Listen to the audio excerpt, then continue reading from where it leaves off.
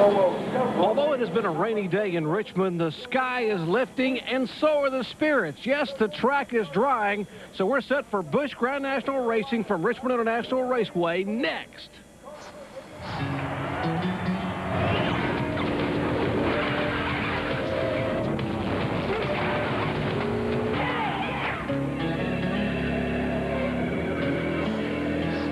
Welcome you to Strawberry Hill. Yes, Richmond International Raceway at Richmond, Virginia for the NASCAR Busch Grand National Series Hardee's Fried Chicken Challenge 250. The rain has ceased. The clouds beginning to move away. Still somewhat overcast, but we hope to be able to get Busch Series racing underway momentarily. This is stop number 3 on the 30-race, $10 million tour. After 2 races, take a look at the point standings.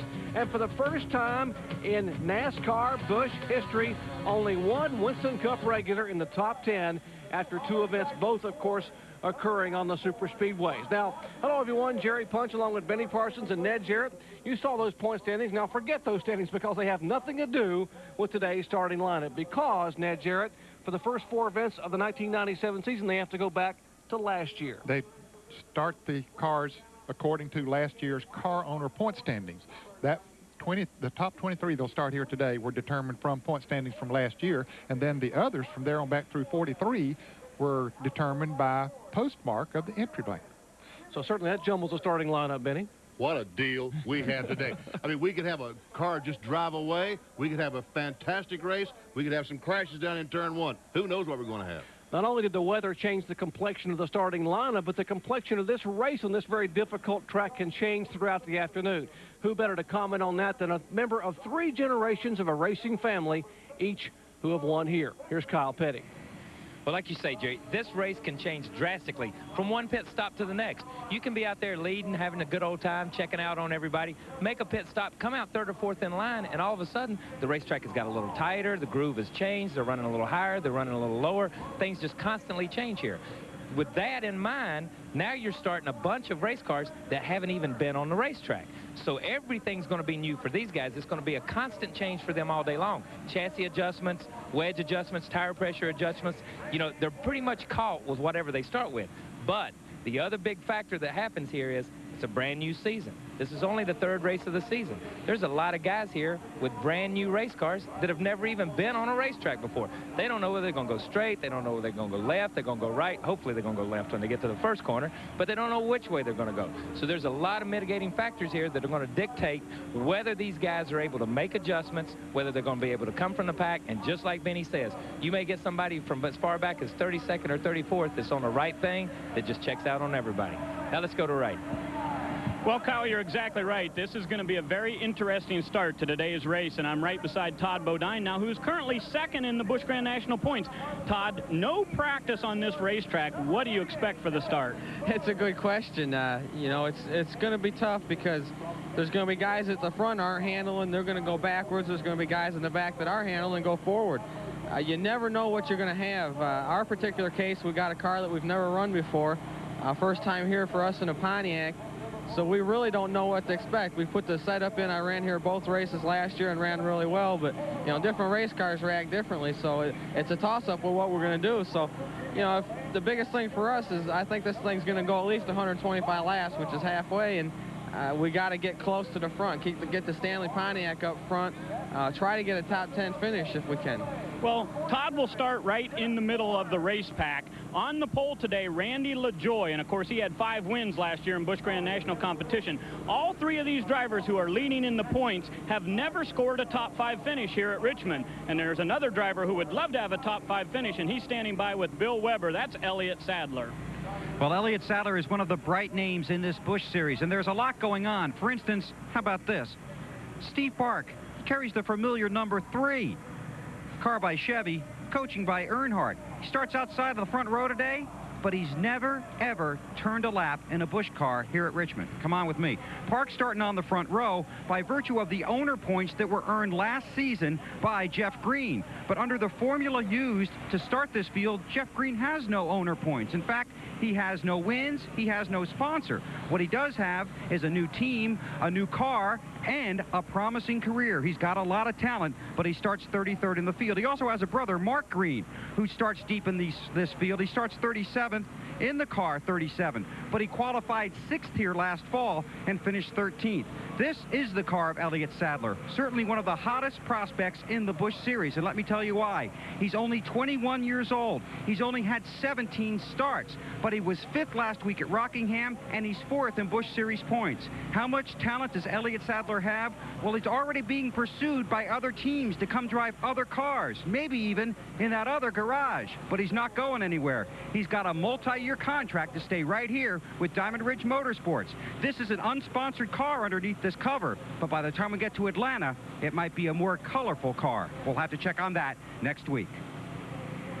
Well, thanks, Scott. You know, with so much talent being infused into this series, there's no danger at all this competition's going to go away, Benny.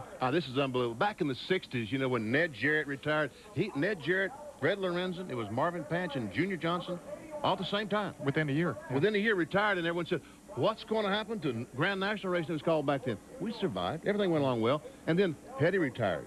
Pearson retired. Bobby Alston's no longer driving. What in the world are we going to do? Darrell Waltrip's going to retire. And one of these days, Dale Earnhardt. What are we going to do? Folks, auto racing, NASCAR style, is alive and well. You know, Bill Weber talked about some of the stars. What about Glenn Allen? Steve Park, he talked about. Stan Barrett. Elliott Sadler, what a talent. Buckshot Jones, another young man. Ron Barfield. And the Crow boys, the boys from Idaho, Mark and Jeff Crow. I mean, there's so much talent out there, Neil. Oh, there is, and the sport is very healthy from the talent standpoint. Every year we see drivers that graduate from Busch up to NASCAR Winston Cup racing, David Green and Chad Little doing it from last year to this year, and we see it every year. This is a good proving ground for them, and there is plenty of talent out there to keep coming through. Why don't we hear from some of those heroes of tomorrow? I think Bill Weber is caught up with one, Elliott Sadler. Well, Dr. Jerry Punch, I think Elliott Sadler would like to be a hero today, but you'd just like to race today. Right now, you've got to go race a car that hasn't turned a lap here. Exactly. We bought a brand new car here.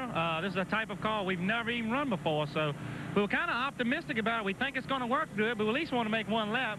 But the man upstairs sees a different way. We just need to get this race started now. And the guys out there trying to drive the track. We got little lights here at Richmond, and we just want to put on a good show for the home fans here.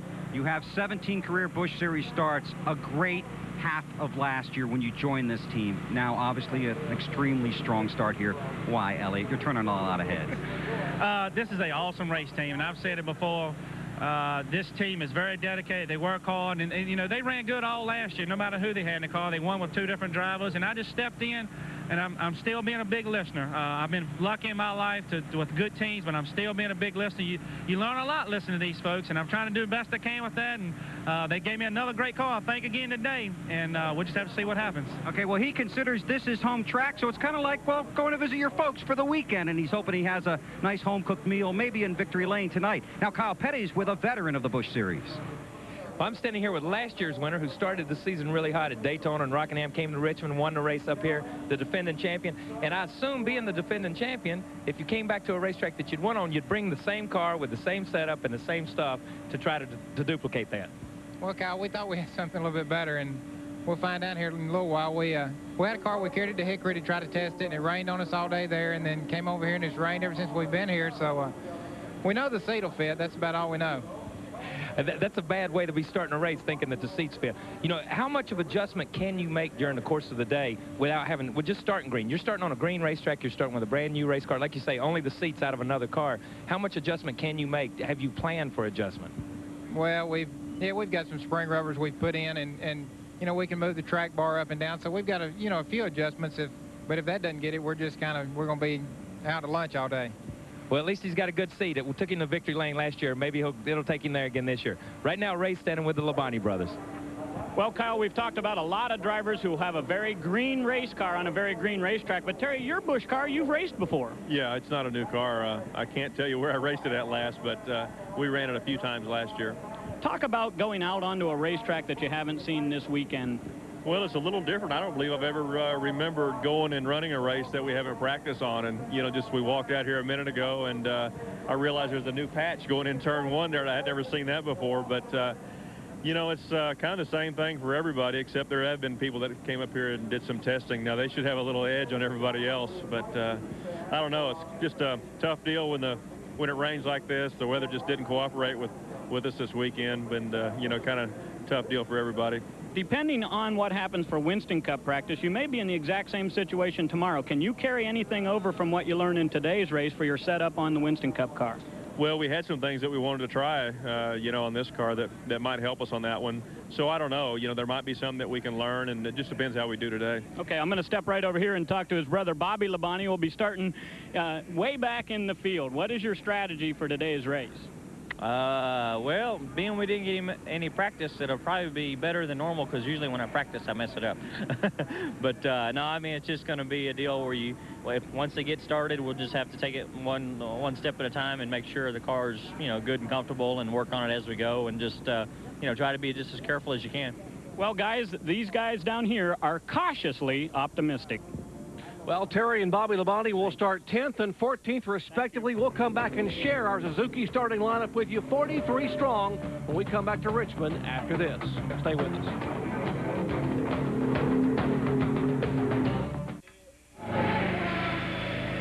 Our Hardee's Fried Chicken Challenge NASCAR Busch Series event is being brought to you by Suzuki. Your Suzuki motorcycle and ATV dealer has the ride you've been waiting for and the financing to get it. By the more than 1,500 AutoZone stores across America. And by Texaco Havoline Formula 3 Motor Oil. Add more life to your car. Take it to the stars. Drivers are in their cars, including last year's NASCAR Busch Series champion and today's pole sitter. Let's go to Bill Weber. And Randy LaJoie, you will lead this field to the green flag. No practice. Do you have an advantage being up front? Well, yeah, it's better to be up front than it is in the back. We got a brand new race car, you know, Base Motorsports built a brand new one here, and hopefully she turns left. But one good thing I've learned from a lot of guys that, you know, 8 tires corner better than 4, so if it don't, I still got somebody to hold me in for a little while. This car's never turned a lap on a racetrack, is that correct? Not yet. It's fixing to. Okay, how many is it going to lead? Hopefully all of them. That's what I thought he'd say. Randy LaJoie, points leader, pole sitter. Kyle Petty's at the other end of this field. I'm standing here with Tim Fedewa, who is Randy LaJoie's teammate. He's all the way at the front. You're all the way at the back. What's up with that? I don't know. I don't think it's fair, but that's the way it goes sometimes. You know, we got a long way to go. It's just try to keep out of trouble here at the beginning of the race, and I think we'll have a good car. We have no practice. It's a brand new car like a lot of other teams out here, so we're going to get the brakes hot and get everything warmed up and go a few laps before we really start racing hard and get this Kleenex Chevrolet up front. Were you able to use any of what they had been here in the past with what Randy and those guys, because they always run competitive here? Yeah, you know, Steve Bird, he's a team manager, and we got the same thing they got on their car, so I feel real confident. We unloaded with a brand new car at Rockingham, and we're really fast last week, so I'm not too worried about this car here either. Hey, if he can go by somebody else's notes, he's going to come from the back to the front, guys. Ray's standing with Phil Parsons right now. Well, you're right, Kyle, and we're talking to Phil here. Just a second, he's talking to MRN Radio. We'll jump right in. Important thing to remember, this is another one of those cars that has not practiced. He brought this car brand new to the racetrack, and they haven't been on the track. They changed the rear end in this race car about an hour and a half ago. Phil, real quickly, let me ask you about changing that rear end there. Well, everything went fine. We just knew we had to get it done. We know we'll be better now than we were, so just one of those things. We had to get it done, got it done, and here we go. Your best finish here at Richmond has been a 9th. What's your goal for today? First. Good answer. Phil Parson looking for a win today here at Richmond. Well, we told you there were 49 cars that came here hoping to start. Let's show you how they set the field by virtue of the fact that there was no practice. The top 23 spots set by 1996 car owners' points. They used the top 35, but only the top 23 were there. Then 24 through 43 were set by postmarks. Yes, I said postmarks. We are in the email era, but faxes and emails don't count. The postmark is what is critical to get a spot in that starting field. And speaking of the starting field, here is the 43-car Suzuki starting grid. Randy LaJoie, at 35 years of age, last year's national champion, will lead him down along with rookie driver Steve Park. Stanton Barrett, Jason Keller, Jeff Purvis. You heard from Phil Parsons. Mike, the Magic Shoes man, McLaughlin in 7th. Dick Trickle, Tracy Leslie, Terry Labonte. Last year's Rookie of the Year, Glenn Allen Jr., Hermie Sadler, Kevin LePage, Bobby Labonte, and Jeff Fuller in the top 15. And you got Rodney Combs, Doug Hebron, Mark Martin, Elton Sawyer, Elliott Sadler, Mike Dillon, Buckshot Jones, Randy Porter, Ed Spencer III, Shane Hall, Joe Bessie, Greg Sachs, Jimmy Foster, Stevie Reeves, and Todd Bodine. And 31 through 43, Ron Barfield, Tim Bender, Jeff Green, Brandon Butler, Mike Olson, Johnny Chapman, Mark Green. There we see the Crow brothers, Mark and Jeff Crow, Ted Christopher, Jeff Burton in Jack Roush's car, Doug Reed, and we talked to Tim Fleetwood just a moment ago. He will start 43rd. And missed the field, Joey McCarthy, Nathan Butke, Junior Purcell, Jeff McClure, Brad Payne, Kevin, and Wayne Grubb, the Grubb brothers. They will not get a shot today. They'll have to come back in a couple of weeks. Let's check in with Bill Weber. And on the front row was Steve Park, who's talking it over with his crew, climbing into his AC Delco Chevrolet. There's a rookie stripe on the back of this car. And, Steve, you've never run a lap here in a Busch Series car. No, we haven't, but I tell you what, this AC Delco Chevrolet Monte Carlo has been here before and has run real well here. And we had the opportunity to run here in a modified car, so we're pretty confident everyone's going to use their heads in the beginning of the race, and we're going to get to the end of this deal today. Pre-race advice from Dale Earnhardt. He said stand on the gas and turn the steering wheel. We'll be okay. Have a good race. Now, Ray is with Mark Martin. Well, Bill, he won the race last week at Rockingham, and Mark, this is a very different racetrack, and you're out there with no practice. Yeah, we just, we're going to try something different. We ran 5th here last time, so we're not going to run the same setup. We're just taking a guess at it, going to use it like a 250-lap practice session. It'll probably be all right. We might hit it lucky and really be awesome, but we might be off a little bit. We'll give it our best shot. He's going to take the Winn-Dixie Ford out there and give it a good run. Mark Martin, a 3-time winner here in 11 starts, always has run well. Yes, there are plenty of hot dogs, including some huge ones. Benny, skip back here. That's not real, Benny. It's just a model. I know you're hungry. But 43 hot shoes, some call them hot dogs, getting ready to go at it for 250 laps of racing action at Strawberry Hill. It's the Richmond Fairgrounds, Richmond International Raceway, coming up next. Back at Richmond International Raceway, the Virginia State Fairgrounds at Strawberry Hill. 52 years of Major League Racing kicking off in 1997. A big day of racing. Of course, Busch Racing coming up next. And following that, the NASCAR Craftsman Truck Series Napa 200. Dave Despain and crew will be live at 3:30 p.m. Eastern Time on ESPN2. That's following the conclusion of our Hardee's Fried Chicken Challenge 250. And hopefully following that, happy hour at 6 o'clock Eastern Time, that final 60 minutes of Winston Cup practice, the only 60 minutes of the weekend. And then the main man, Kenny Mayne, 7 p.m. Eastern Time. RPM tonight, he'll wrap it all up at 7 o'clock. At 9:30 p.m. off to sunny South Florida for kart pole qualifying on ESPN2. Well, Benny Parsons, how's the racetrack look to you?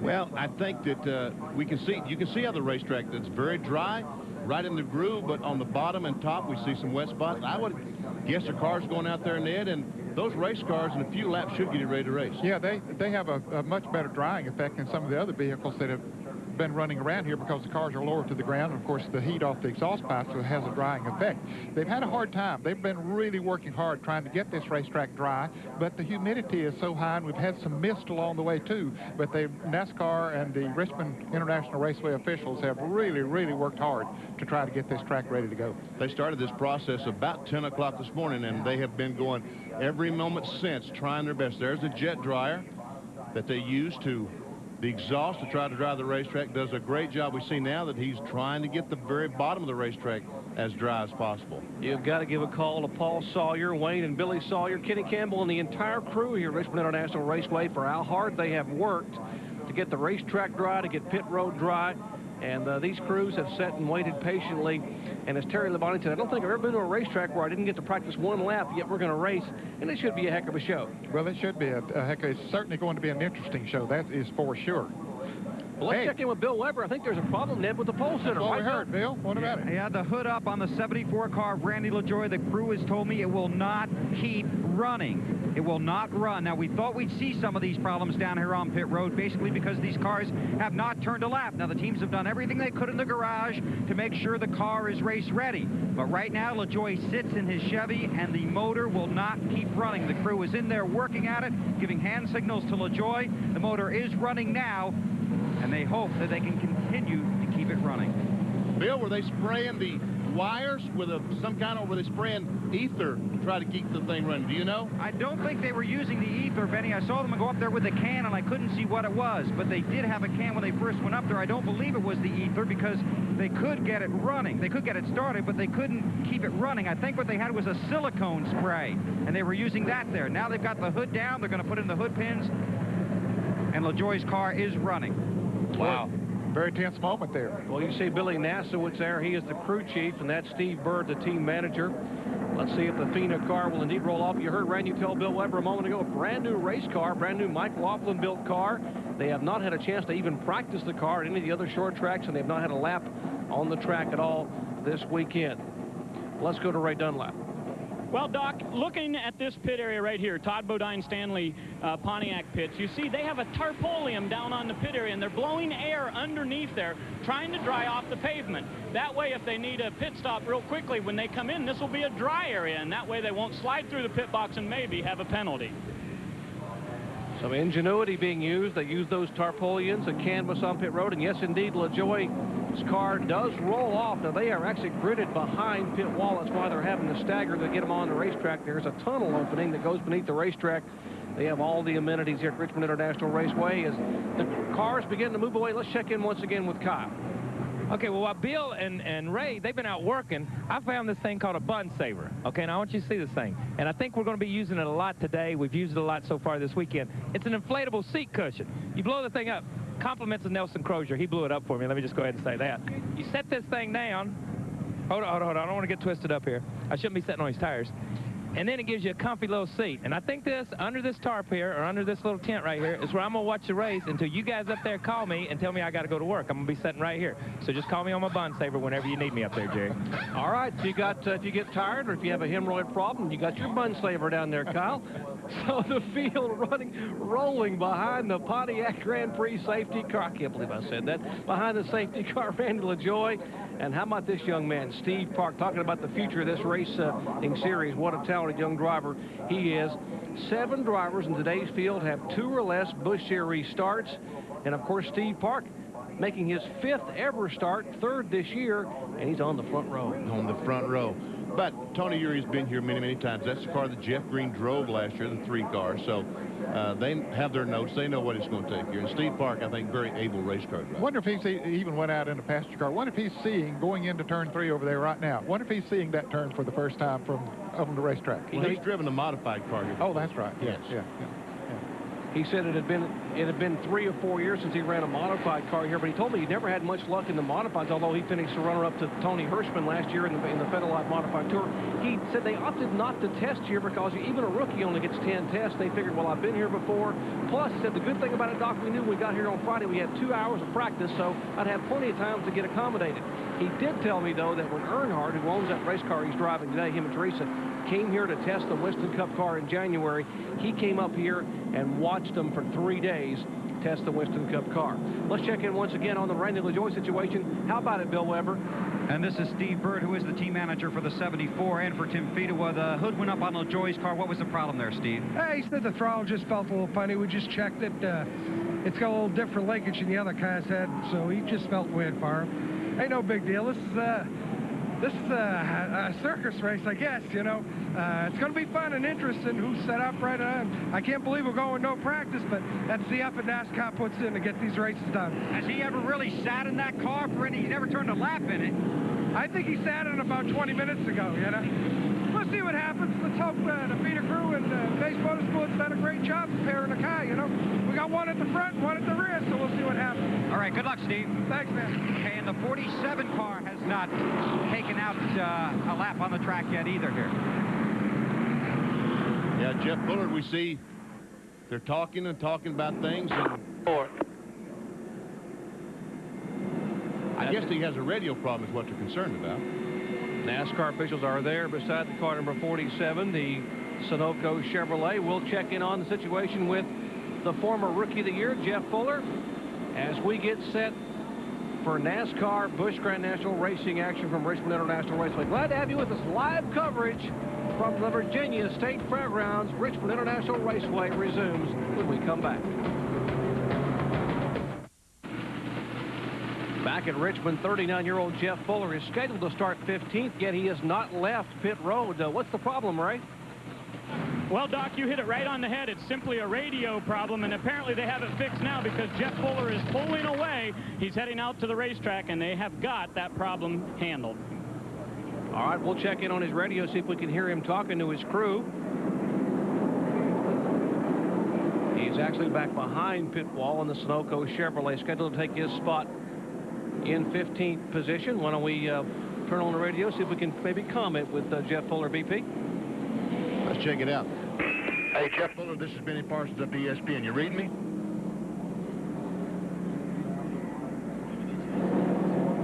They might have changed frequencies and have a different radio in there. If that's the case, then we would not be able to talk to him. We'll have to check that out a little bit later. We'll check with the folks from Racing Electronics and see if we can indeed talk to him or find out at least hopefully that radio problem has been cured. And Jeff Fuller's one career Busch win came on ESPN last year at Bristol, Tennessee. Now he should be able to go into his starting spot. Listen up now. Be quiet. Let Jeff and Charlie talk. Make sure they know where they're at. Go, Jack's down in turn 4. So Jack, whenever Charlie tells you he can't see, y'all work it out. That is Jeff Fuller's radio. And what he was saying, the spotters here are on the tower between going into turn 1. And there's a spot down in turn 3 that you can't see because of the big Winston Cup haulers that are parked in the garage area. You can't see the inside of the racetrack from there, and so they position somebody down there. There are the spotters up on top of the press box or out the side of the press box down in turn 1. And so they position someone in the garage area down in turns 3 and 4 for that particular part of the racetrack. All right, we know the radio has been working. We heard him talk to his crew. Let's see if we can get through to Jeff once again. Jeff Fuller, this is Benny Parsons up at ESPN. Do you read me? I guess we've got a radio problem. He sounds like his is okay, but maybe I'm transmitting on the wrong frequency or something. Well, we'll find out. Hopefully his radio is working. He pulls right up inside of Mark Martin's Winn-Dixie Ford Thunderbird. Now, what they're doing here apparently is using the heat off these exhaust and tires on these race cars to get the track, all the grooves to the track dry. Yeah, the lower part of the racetrack is still a little damp, and the tires that they use on these NASCAR Busch and Winston Cup are slick. They don't have any tread on them, and they don't adhere to wet pavement very well. So they need to get that track as dry as they can, and these cars will, as we mentioned a little bit earlier, they'll dry the track quicker than other safety vehicles that had been out there for a couple of hours because of the fact they are so low to the ground, and the heat off the exhaust gets immediately to the pavement and has a pretty good drying effect. Yes, underneath these cars is just about all exhaust with the headers and the tailpipes. So, and they're probably 1,000 degrees, just about 5 inches from the racetrack. There we see Doug Reed in the 97 car, the red and blue car, the 56, one of the Crow boys. That was Jeff Crow.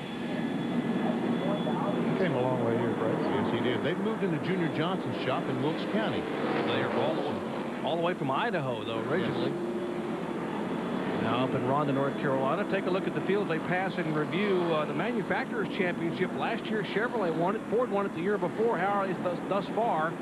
Well, Chevrolet has a lead by 2 points over Ford, although Chevrolet and Ford have each won a race of the two that have been run. 29 Chevys, 10 Fords, and 4 Pontiacs in today's field of 43 that will hopefully be able to start here very shortly. The track is drying very quickly on the bottom grooves. You heard Ned Jarrett say. We hope to come back with the green flag of the Hardee's Fried Chicken Challenge 250 in just a moment. And we welcome you back to Richmond International Raceway at Richmond, Virginia, as we are set for the Hardee's Fried Chicken Challenge 250. The jet dryer, actually it's a jet engine that burns gasoline, still on the racetrack. That's the back straightaway as the field passes by. They are picking up the speed on the Pontiac safety car to try to get some more heat into the racetrack, and it is drying very quickly here, and we should be just moments away. We see the jet dryer, the dryer going backwards. That's because they cannot get up against the wall down the straightaways to dry the racetrack. So now they've got the groove fairly dry, but if the car should get up there, it'd be a little bit slippery. They've turned around and directed that air, that hot air, towards the wall to get that spot right against the wall dry. And earlier you could literally see the racetrack graying up as that jet dryer went by. One car on pit road, rookie driver Jimmy Foster, the Speed Vision machine. Kyle, has he got a problem? Yeah, the left rear hubcap has come off the car. These guys have been working on these cars for 2 days and hadn't had a chance to run them, and sometimes you just work way too much. It appears that the left rear axle has kicked the left rear hubcap off and broke the bolts. You can see the bolts are still kind of hung in the housing itself. And there's the hubcap laying on the ground. I've got the one in my hand that came off his car. The NASCAR officials came off, running down here in the pits that bring him in. The problem without running a hubcap is the grease comes out, or the axle. If something happened, the axle could physically come out of the car. It would only pull on one wheel. They've got to get this thing fixed, but they've got a major problem because, like I say, the bolts are broke off into the hub itself, and they're going to have to extract those some way. Well, so far, the race hasn't started. I mean, he's really not losing anything right now as these cars are out there drying the racetrack. Well, Hermie Sadler, we mentioned that his younger brother, Elliott Sadler, is sort of a homecoming of sorts. They live just 50 miles away in Emporia, and boy, they would love to have a good run here. I think we have a member standing by in the Hermie Sadler pits. Let's check in there. Well, that's right, Jerry. I'm talking with Jeff Buckner, the crew chief. Jeff, you just got off the radio with Hermie. What's he saying about the racetrack? He said it's still coming in pretty good. He said up in 3 and 4 kind of high, still kind of damp, but with all the cars that they're running now, they'll probably get it in pretty good shape pretty quick. Did he give you any estimation of how many laps it might take before we go green? He didn't really say. He said it was coming in pretty quick now. Like I say, the cars will do more for drying it than anything they've done today. Well, guys, we're seeing quite a bit of grain out there on the racetrack. It is definitely improving. No doubt about that. There are still some darker spots. I mentioned that Hermie and Elliott are just 50 miles away from Emporia. They went by and visited Granny and Elliott, who is suffering from cancer. She gave them both a big hug, gave both a thumbs up, said, one of you boys win that thing at Richmond on Saturday. So, Granny Elliott, we know you're watching on ESPN2, and we send along our best regards. We'll come back with live NASCAR Busch Grand National Series racing action from Richmond International Raceway after this. Stay with us. Well, the speed's picking up back at Richmond. The pace car getting a little quicker each time by. The field in tow, 43 strong. The track drying very quickly. Very soon we should be underway for 250 laps of Busch Series racing action. Jimmy Foster's car still sitting on pit road. Last year's 1996 Goodies Dash Series Rookie of the Year. As they work on that car, and there's the Pontiac safety car. And down on the inside, that's the jet dryer. It's made an about face, and will probably be headed back to pit road for refueling. And there's a Stanley Tools Pontiac. That is Todd Bodine. The car number is 36, but numbers have been pretty important to Todd Bodine, I think, in the past few days. Right, Ray Dunlap? You're absolutely right, Jerry. Both drivers you just mentioned. Jimmy Foster in the car number 11 is having a birthday today. He's 20 years old. A driver that's a little bit older than that, though, is this guy right here on his pit box. Look at this picture, will you? Todd Bodine just celebrated his birthday on Thursday. Boy, take a look at that, huh? That does not look like Todd Bodine. Now, obviously, a dentist came into his life early on, and Jay's 33 years of age, so happy birthday. On February 27th, Todd Bodine and car owner Frank Cece celebrated their birthdays on the same day just a couple of days ago. Let's check in once again with Kyle Petty. Well, they've got all kinds of parts laying here. They've got an extra drive plate. They've got an extra rotor. They've taken the caliper off the thing. They're basically rebuilding the thing. What's happened is, evidently, something's in a bind in the gear. It's kicked the axle to the left, and it's broken the bolts off in the drive plate of the hubcap. They can't figure out why that it would have kicked it to the left. He doesn't know whether he has his axle adjusted wrong. He's trying to readjust his axle. Jimmy Foster struggled this year. He's a great little driver, got a lot of potential, but they've got to get the car in the races for these guys to get some experience. Bill Weber? Okay, a lot going on down here. First of all, several crew chiefs want to be able to bring their cars back to pit road so they can clean the windshield. So far, no decision has been made on that. But there's a new rule in effect here this weekend for both the Busch Series and the Winston Cup Series.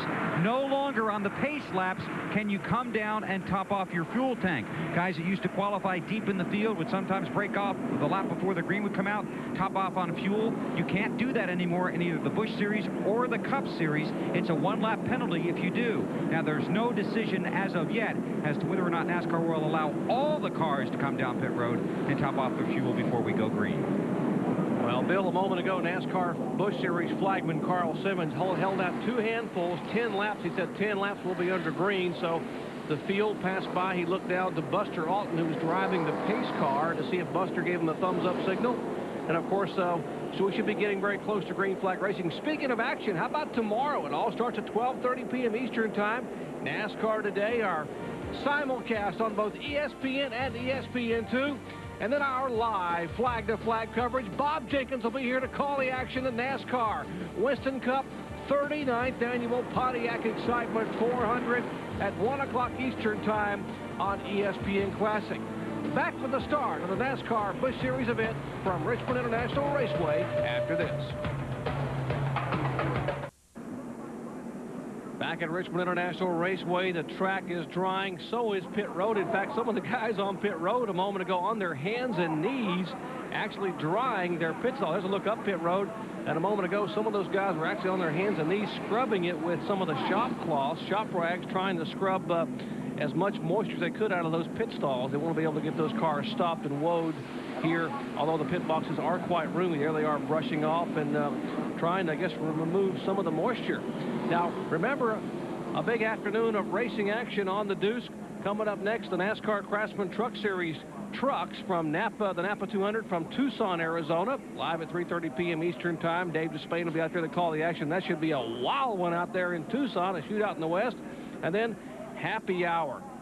And I think the Winston Cup cars are already lining up in the garage area, getting set. They are eager to get out here. They have not been on the racetrack, so that final 60 minutes should be quite a scramble to get these cars ready for tomorrow's Pontiac Excitement 400. See Bill Elliott, Rick Mast, Jeff Bodine. These cars have not been on the racetrack, and already it's 2 hours away, but they're already lining up so they can be the first ones out on the racetrack. Ricky Craven, his car is covered up. There's Joe Nemechek's Bell South car. Jeremy Mayfield's number 37. And talking about getting back on the racetrack, Jimmy Foster just went out, so apparently they got that fixed up. And we mentioned the Winston Cup race tomorrow. They will also line up by last year's point standings with Terry Labonte and Jeff Gordon. Yeah, Team Hendrick. What a surprise. On the front row, Dale Jarrett will start third. Earnhardt, who's currently 19th in the point standings, but starting by virtue of last year's finish in the car owner standings, will start fourth. Mark Martin, Ricky Rudd, Rusty Wallace, Sterling Marlin, Bobby Hamilton, Ernie Irvin, Bobby Labonte, Ricky Craven, Jeff Burton, Michael Waltrip, and Jimmy Spencer in the top 15. As we look at 16 through 30, Musgrave, Elliott, Bodine, Shepard, Mast, Grissom, Andretti, Benson, Robbie Gordon, Hut Strickland, Lake Speed, Brett Bodine, Schrader, Kenny Wallace, and Darrell Waltrip. That's the top 30. Of course, there'll be 43 cars starting the race tomorrow. Ward Burton, Joe Nemechek, Jeremy Mayfield, Dave Marcus, Bobby Hillen, Mike Skinner, Kyle Petty, Derek Cope, Robert Presley, Dick Trickle, Davey Green, Chad Little, and Gary Bradbury brings up the rear. And you'll notice, folks, there are 43 cars. That is something different at Richmond. Every field this year in NASCAR and Winston Cup racing will have at least 42 cars, and in some cases, maybe 43 and cars. Unfortunately, with no qualifying, the three cars that will not start are Billy Standridge, Greg Sachs, and Mike Wallace. Let's check in with Kyle Petty on the Jimmy Foster situation. Kyle? Well, what happened on the Jimmy Foster car was the axles are different lengths. They put a bolt in the end of it and they adjusted. What happened was evidently the bolt either was not tightened or worked its way loose. It got longer and longer and longer until it pushed the hubcap off the side of the thing. They had to come in, pull the axle out, pull the hub off because it was hung in the drive plate, go through all that stuff, take the bolt out, take some washers out, readjust all that stuff, and they did it in a period of about 10 or 15 laps. It was pretty incredible. Got it back together. He's going to be able to race today. While we're standing here talking about all this stuff and they're giving 10 to go, they pulled the jet dryer into a position over here getting ready to refuel the truck because these guys are staying still a little damp right down on the bottom of the racetrack in the corners. That's exactly right, Kyle. In fact, they have now given again the 10 to go signal. The track is not dry. You got to give a call to NASCAR. Their number one priority, yes, they love competition, they love level playing fields, but the number one priority is safety for the competitors and the fans. And they've had their people, their observers, looking at the racetrack. When the cars would go by, they would have a NASCAR Busch official actually run across pit road out past the grass onto the track and feel the track to see if you could feel the moisture and see how damp it really was. And said, no, we're going to leave the cars on the racetrack, get the jet dryer back out to try to get this track nice and dry because they will use all 60 feet of width in this racetrack early on. You know, Jimmy Foster stopped and they worked on that axle. It's a shame that some of these, like Randy LaJoie couldn't have a problem and stop and work on his car for about 10 laps and then get back in his position because he would have a 10-lap advantage on the competition on fuel. I don't expect this thing to go green flag for 130, 40 laps or whatever the fuel window is, but right now Foster has a few lap advantage on the competition because he's set on pit road. That's a good point. You know, NASCAR's ruling was, they said if we ever start a race where we have a rain situation and we have a green-yellow, we don't want people to be able to come from the back end and top off, and people up front who would not want to lose track position couldn't, and therefore would be at a disadvantage. So that's a proactive rule. And now we are being told that NASCAR is going to acquiesce and allow the competitors, because of the special circumstances here, to come down pit road, clean their windshields, and top off their fuel tanks here momentarily. So they will top off, have clean windshields for visibility. We'll be set for green flag racing action. Stop number 3 on the 30 race NASCAR Busch Grand National Racing Tour coming up next from Richmond. We welcome you back to Richmond International Raceway in Richmond, Virginia. Start of today's NASCAR Busch Grand National Series $368,000 Hardee's Fried Chicken Challenge 250. Kyle Petty, Bill Weber, Ray Dunlap, Benny Parsons, Ned Jarrett, and yours truly, Jerry Punt, set to bring you live Busch Series action. Now, if you've just joined us, we have had rain in the Richmond area throughout the weekend thus far. The forecast is to improve tonight and tomorrow, but thus far there has been no Winston Cup or Busch Series practice. The first time these cars were on the racetrack was about 25 to 30 minutes ago when they rolled off behind the pace car. They are continuing to dry the track behind the safety car. We are told NASCAR is going to allow these crews and cars to come down pit road and wipe their windshields clean, top off their fuel tanks, and get ready for racing action here very, very shortly. The Winston Cup cars set to run tomorrow in the Pontiac Excitement 400 have not been on the track. They will get on the track as soon as this race is checkered flagged at lap 250 and victory lane is presented. They will get on the racetrack for the first time this weekend in what will be a wild scramble called Happy Hour, and we will bring that to you at 6 o'clock Eastern Time today. That's a summation of what's happened here throughout the weekend. We are set for a big day of racing from Richmond International Raceway, followed by a trip out west to Tucson for the Craftsman trucks. Good crowd on hand. Got to admire these fans in the Tidewater area, in the Richmond area of Virginia, the Commonwealth. They love their NASCAR racing, and they have hung on throughout yesterday's postponement of qualifying due to rain, and this morning the fog and rain, which has now begun to move away. And Jerry, the cameras pan around, we can see some empty seats, certainly, but this place seats over 80,000 people now, the Richmond International Raceway, and the fact that it did rain yesterday, last night, and this morning, that perhaps kept some people away, but still a very hearty crowd out here this afternoon. I'm amazed. I really am amazed. I had no idea. I hadn't looked at the grandstands until that camera shot just a moment ago, and how many people have braved the weather to come here this afternoon to watch these NASCAR Busch Grand National cars put on their show. And folks, it will be a show. As we kept talking about, none of these cars have been on the racetrack. When they throw the green flag, they go charging down in turn 1. They're not going to have a clue if they're going to stop, turn left, turn right, or do what they're going to do. Well, there have been 26 Busch Series events here in the past, but there are only 2 former Richmond winners in Busch competition in the field. Jeff Purvis, who won from the pole here in this race a year ago, and of course Mark Martin, a 3-time winner in Richmond in Busch competition in just 11 series starts. What about the drivers in the race cars? I mean, what are they thinking about? They've been out there for about 28, maybe 30 minutes now in the car, just turning left, riding around in a parade. I think you better be paying attention to the car. First of all, we talked about the brakes. Most of these cars have brand new brake pads. You have to get them hot and let them cool for them to work most efficiently. So right now they're worried about getting their brakes, we call them seated in, getting the brakes adjusted, ready to go. Making sure that all the gauges, everything feels good, feels right.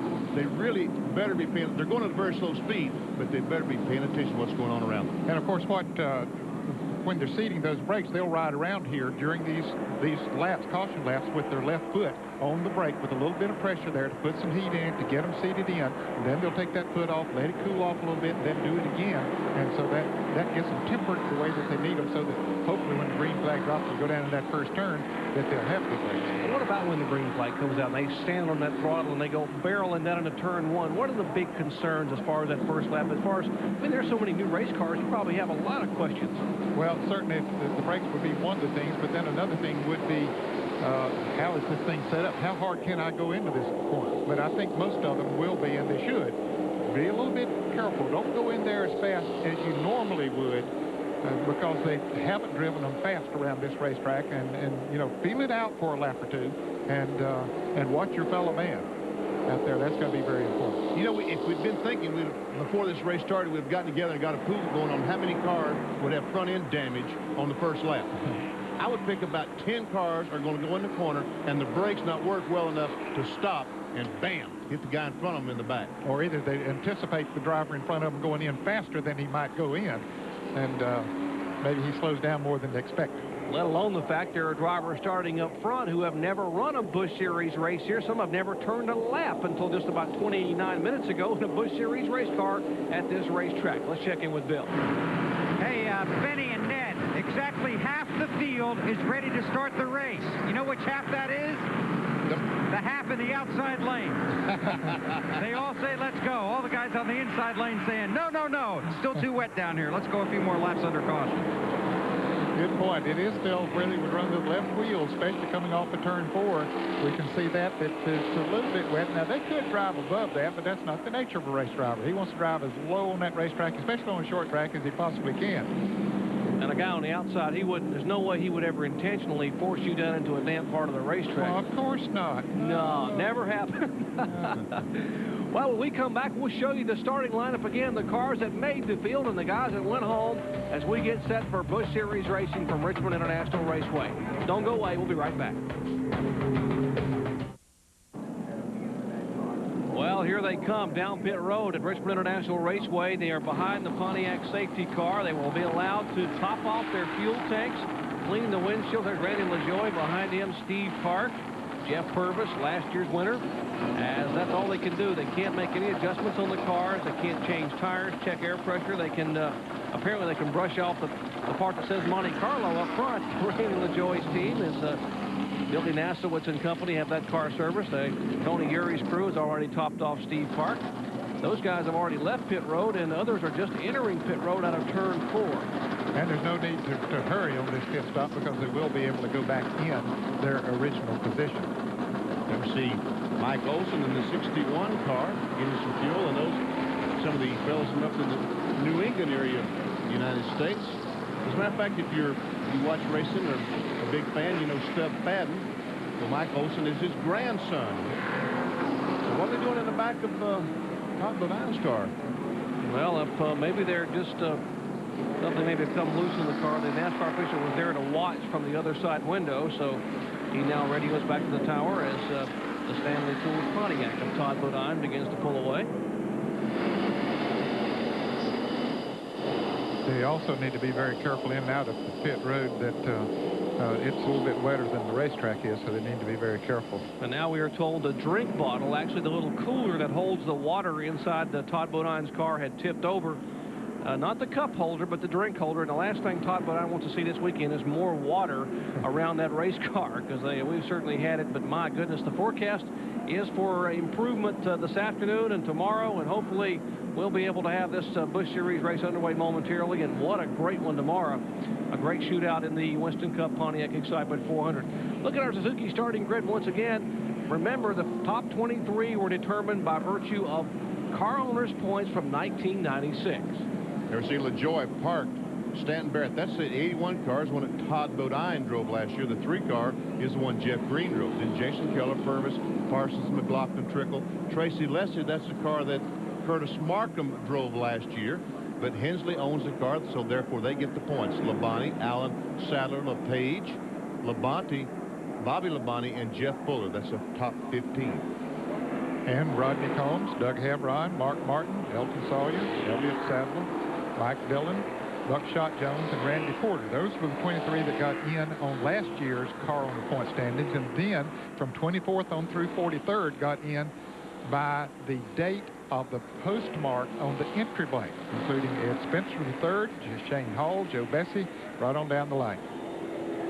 And 31 through 43, you see the cars that made it by virtue of postmark. So the postman is always, we know, very important, but particularly in NASCAR racing, that postmark is very critical. And actually, the postman doesn't come in, it's the postmark.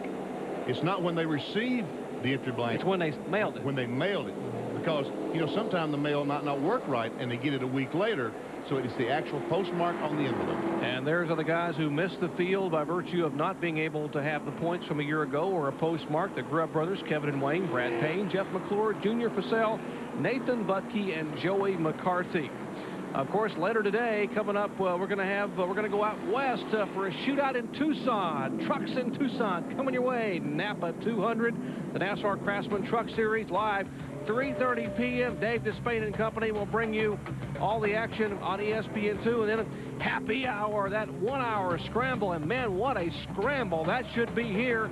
The first, last, and only Winston Cup practice of the weekend here at Richmond International Raceway. And of course tonight, the main man, Kenny Mayne, will bring you up to date on all the happenings in motorsports around the world. 7 o'clock Eastern time, RPM tonight. And kart pole qualifying at 9:30 p.m. Eastern time as the kart cars set their starting lineup in sunny southern Florida. Getting closer to the green flag as the jet dryer on the racetrack, the field picking up. And they are speeding it up here, and we will in just a moment come back with green flag action. Glad to have you with us. Stay tuned.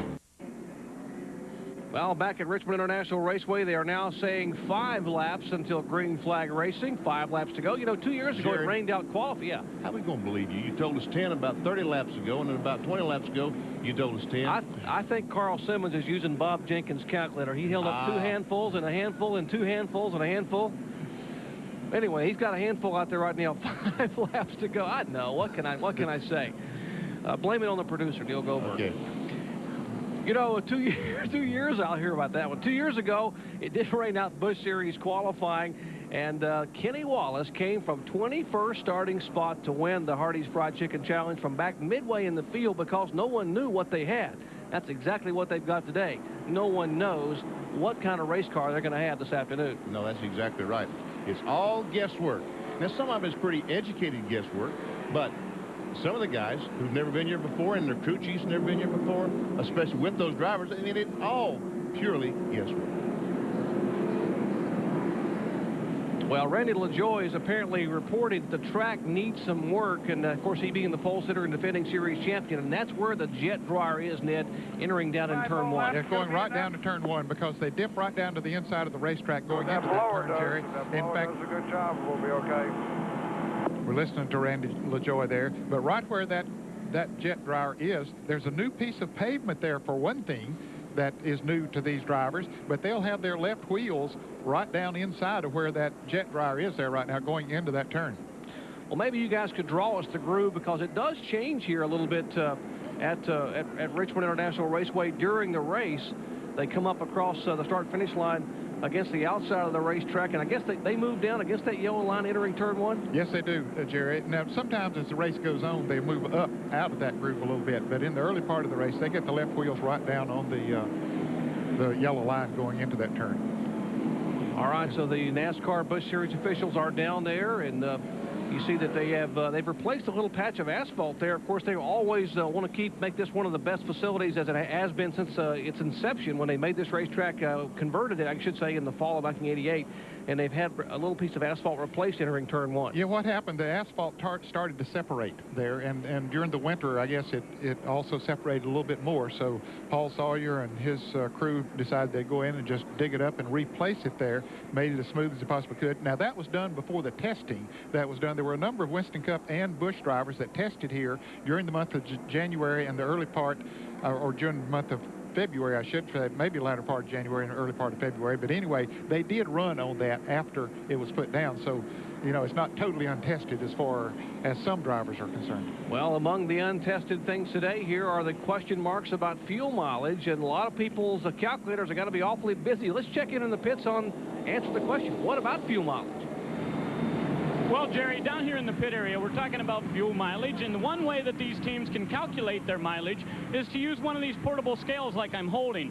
The teams will weigh these Unocal gas cans. The can right here to my left is 11 gallons of fuel, and each can of fuel will be about 6.2 pounds. So when they came in to top off that fuel, they put the fuel in the race car, then they weigh this on the scale. That will help them calculate their fuel mileage by knowing how many gallons came out of the can, and they know how many laps they ran on the racetrack. Bill Weber? But, Ray, the question is, how long are these tires going to last? A very green racetrack, you can do this race on one fuel stop. So teams have questions. How long will the Goodyear Eagles hold up today? A sampling of the crew chiefs down here saying you might be able to do the whole race on one pit stop, changing 4 tires when you stop. Because the track is green, these tires could last a little longer. That could get you to maybe lap 150, then you could be able to go the rest of the way from there. But tires, a big question mark. Obviously, setup will play into that formula, guys. All right, thank you very much, Bill. Of course, last year, remember what happened? Jeff Purvis pitted with 15 laps to go, put on 4 tires, and came out like Jack the Bear, and was able to win the race. Now, Benny, show us that groove down in turn 1. Well, here's what we're talking about. You see, oops. Got it into the wall there, Benny. Let me clear that again. See, you see the light spot above in the circle, the light spot, that's okay. The darker part of the racetrack, that's still a little bit damp. That's what they're concerned about. So the car is peeling off into turn 1. They run almost up to the outside of that groove there, and then they narrow it down and turn left and just apex there on the inside of where that patch is if you're on the inside groove, and that's where Benny was talking about and Ned talking about the dampness still persist. It is drying here at Richmond International Raceway. We will have Busch Series action followed by a trip to Tucson for the trucks. A wild afternoon of racing still yet to come your way. Back at Richmond International Raceway, 43 cars set to go green. Glad to have you with us for our live coverage of the 11th annual Hardee's Fried Chicken Challenge 250 for the NASCAR Busch Grand National Series. Field out of turn 4. Hold your breath. Green flag about to wave. Green flag, green flag.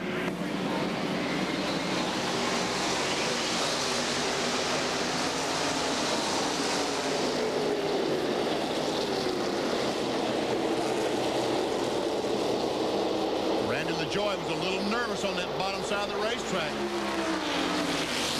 Steve Park came off turn 2 like he was shot out of a cannon, and down on the bottom a little bit of slippage as LaJoy hangs on, and Jason Keller makes a move on the outside.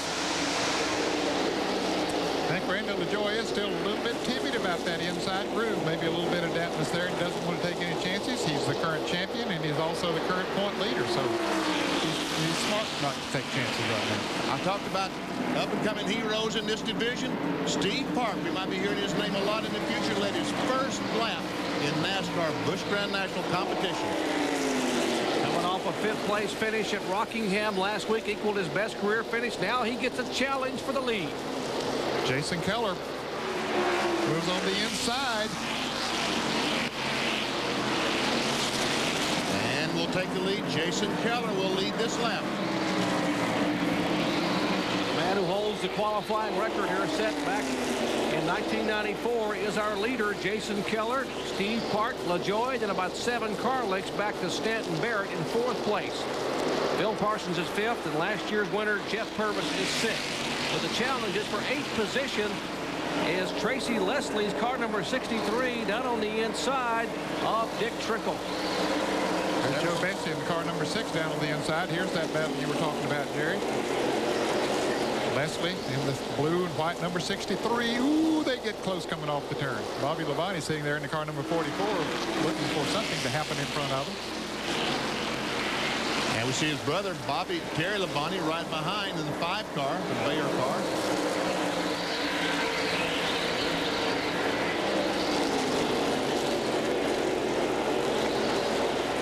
Up in front of them, Phil Parsons has just taken over 4th from Stanton Barrett. There he is. Made the move coming off turn 2. There's Jeff Purvis in the car number 4. And Purvis is now on the inside of Barrett. And there we see Labonte, Bobby Labonte, in the 44th, getting position on Tracy Leslie. That would be for the 9th position. Just underway at Richmond International Raceway. There's Mike McLaughlin's car number 34, trying to make a move inside of Stanton Barrett's Memorex Chevy. Stanton gives them plenty of room down there, which is a smart thing to do.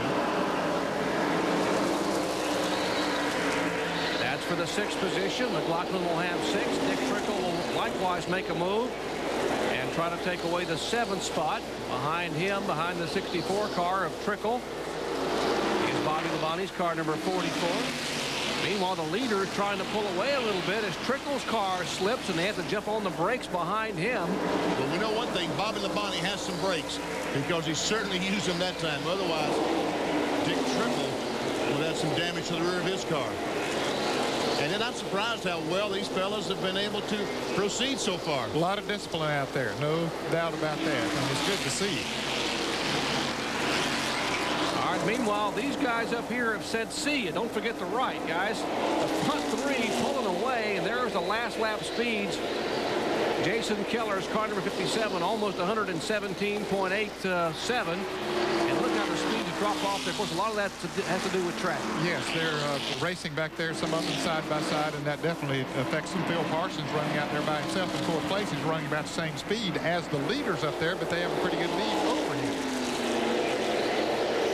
Looks like right now that, and Terry Labonte is slow down the front stretch.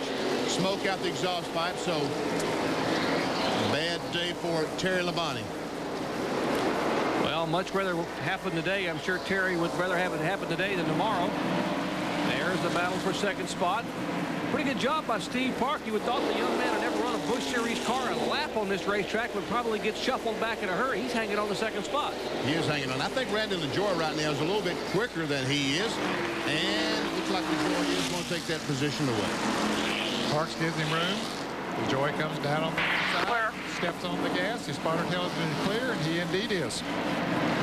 And we are told the engine has let go on the Alka-Seltzer Chevy of Terry Labonte as he will take the car down pit road and probably take it down to his dad, Bob Labonte. No, he's going to head back to the garage area and call it a day.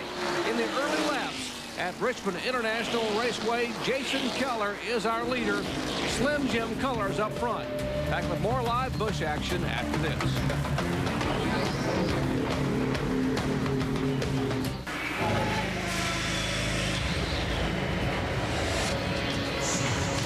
Our coverage of the Hardee's Fried Chicken Challenge 250 being brought to you by Daytona USA, the ultimate motorsports attraction. Change of the lead. Randy LaJoy has taken over from Jason Keller. And Randy LaJoy in a brand new race car, never seen him, never made a lap, has taken the lead. So evidently Birdie and his guys have done a great job putting the car together. Mark Martin, the lone Ford in the front 10 there. One Pontiac. That's the Bobby Labonte car in sixth position. As you see the top 10 there with 232 laps, now 31 laps remaining. Mark is a veteran race car driver. LaJoy with a brand new car, biding his time, making sure the brakes are going to be okay, the throttle is going to be okay. Now he's pushed the button, and a moment ago, a little contact up in turn 4. There we see the cars. There's 47 coming off the corner. 99. There's Todd Bodine. And the 29 car, Elliott Sadler. And there we see the 47 come up, start up the hill. And Todd Bodine was there. Some contact, but everyone continues on. Yeah, Todd Bodine had to back off. He's driving the yellow number 36. Had to back off just a little bit there. Could have been trouble. 61 car is very slow down the front stretch. And the leaders are coming. Now there's a spin right in front of him. Well, contact, heavy contact in turn 1. That's a 43 car. Rodney Combs, he got hit from the backside. That's the Lance Snack Chevrolet. Looked to be the car number 80. One of the Pro boys. They may have had some contact with the 43 car.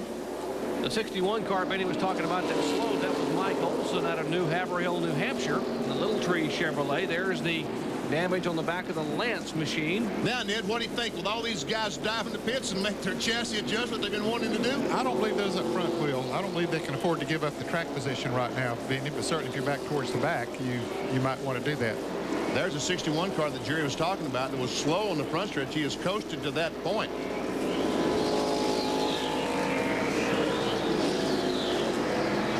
Up here's the car that was slowing that I was talking about. That's the Mike Olson car. Now we'll continue on, but right in front of him, the wreck is happening. There goes the leaders, and they will go by the crash as Combs hits the wall and comes off the corner, comes off the wall. Once again, the crash is already in progress. Combs, some pretty heavy damage to the back of that car. There you see that damage. There is quite a bit. Don't know if it got the frame or not, but certainly did a lot of body damage to the rear of the car. Well, Kyle Petty, what's the problem with the 61? The 61 car's radioed his pits and said as he started up off the corner and gotten the gas wide open, it started up to speed, then all of a sudden it went flat. He said he let off. It still runs. It idles up to about 2,500. Anytime he gives it any gas, it just flutters real bad. So he must have an electrical problem somewhere. They're going to come in, try to fix it, and let him get some laps out here. All right, there is Hermie Sadler exiting the pit road. He was one of the cars that came down. Stevie Reeves in danger of going a lap down as the field comes by, and they are going to have to hustle. Tim Bender also in the pits. They're really going to have to hustle. So far, the green board is out, the board is out, and all the cars make it off pit road. Might want to mention that was the car number 73 involved a moment ago, Brandon Butler, with the Rodney Combs machine, and Rodney Combs is in the pits. Let's check in his pits. Well, Jerry, Rodney Combs' car is in some very severe damage to the left side, and on the very left front, they're trying to pull that fender out away to make sure it stays off that Goodyear tire. They're working on the right rear right now. They have put fuel into the car, but that is not their biggest concern. All right, some heavy sheet metal damage on the back of that Chevrolet Monte Carlo. As I mentioned a moment ago, it was Brandon Butler involved in an incident, not Mark Crow, so we apologize to the Idaho driver. He was not involved. Under caution for the first time today here at Richmond International Raceway, lap 24. Brandon LaJoie is our leader, and we'll be right back. Back to Green Flag Racing about a lap and a half ago. LaJoie gets a challenge and holds off the car number 57. Here's a battle back for 7th position. Make that 8th spot. Jerry, they've run side by side. That is Mike McLaughlin down on the inside and Dick Trickle on the outside. They've run there for 2 laps now. Neither one of them wants to give an inch. Trickle might have the advantage coming off the turn, and he does pull away a little bit now. That would be for 7th position, a pair of Chevrolets. Dick Trickle driving for Dennis Shoemaker in the Duralube car number 64. Mike McLaughlin, the Royal Oaks Charcoal Chevrolet, back in 8th spot. Mark Martin is right behind them, and he's coming in a hurry. Yes, he is. He started in the 18th position, now is in 9th position. And Benny, some drivers have made some huge charges here early on. Yeah, they sure have. Never seen if we watch the lead. And Jason Keller, he has a run right now. Looking. Inside. Hole behind. Clear. Inside. Hole behind. Field summary showing you where the driver started there in parentheses. You see some of the moves they have made. You heard Ed talking about Martin's move. Look at Bodine's move from 30th to 14th. That's Todd Bodine. Get behind him if you want. And you see the 9 car, Jeff Burton, started 41st and running 20th. Clear behind. And there once again, battle for the lead. Jason Keller. Raymond George been kind of greedy with that lead, isn't he, Ned? Yeah, he wants to hold on to it. He thinks that maybe he can get a good run off. Follower. Pull away, but so far he hasn't been able to. That inside groove it came in very quickly. It was a little bit damp when they started, but it didn't take but just a couple of laps till they got okay. Good job. And sure enough, Randy LaJoie hung on out there and was able to hang on to the lead. Oh, and there we see Bodine once more. That's Todd Bodine, the 36 car, going by Mike Dillon, and once again, Jason Keller. And Phil Parsons looked on the inside of Steve Park, and Purvis on the outside. And Bobby Labonte in the car number 44 as Phil Parsons slips a little bit, getting up off the turn 2. Racing all over this racetrack. LaJoie again gets another challenge. This car seems to be pushing up just a little bit, coming off the turn, and that allows Jason Keller to get a good run on him. But once Keller gets down there, then he doesn't have the same angle. Now he might have him, well, no, maybe not quite. Yeah, he does now. LaJoie backs off and gets in behind him. But he didn't have the same angle that he had when he was trying to make the pass. Once he got up beside of him, he had to pinch it down, getting into and off the corners. Now we're going to show you the speeds that You see how they slowed down with all that racing, that dicing back and forth. They were 117.8 a moment ago. They're 115.5, so about 2.5, over 2 miles an hour. But they were side by side. Now that they've been able to run a lap without the traffic, they may pick back up to where they were running just a moment ago. Dick Trickle in the Duraloo, number 64, Chevrolet. That's 6th position. Behind him, Bobby Labonte, the 44 car, 7th. McLaughlin is 8th. Mark Martin in 9th spot. Elton Sawyer is 10th. Now, one car you mentioned a moment ago, Ned, that had made a heck of a move was the car number 9 of Jeff Burton, who started way back in 41st position. He is now being shown 15th, 14th now, make it. He's still moving towards the front. Remember those runs Jeff Burton had here in Winston Cup a year ago. He finished 4th in the spring race, 3rd last fall, after leading a good portion of that race. And many people in the Winston Cup garage think he may be one of the favorites for the Pontiac Excitement 400 on Sunday. I think he would definitely have to be considered among the favorites because he had 2 great runs here last year, had a good run at Rockingham last Sunday, and I think that he'll definitely be among the favorites. You see Todd Bodine trying to dive on the inside of Kevin LePage. That's LePage in the 88 car. Elton Sawyer in the 38 in front, and Todd Bodine now has position.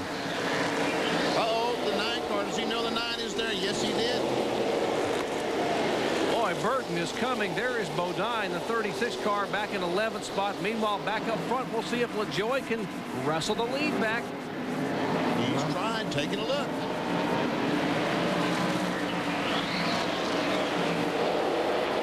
Can't quite make it.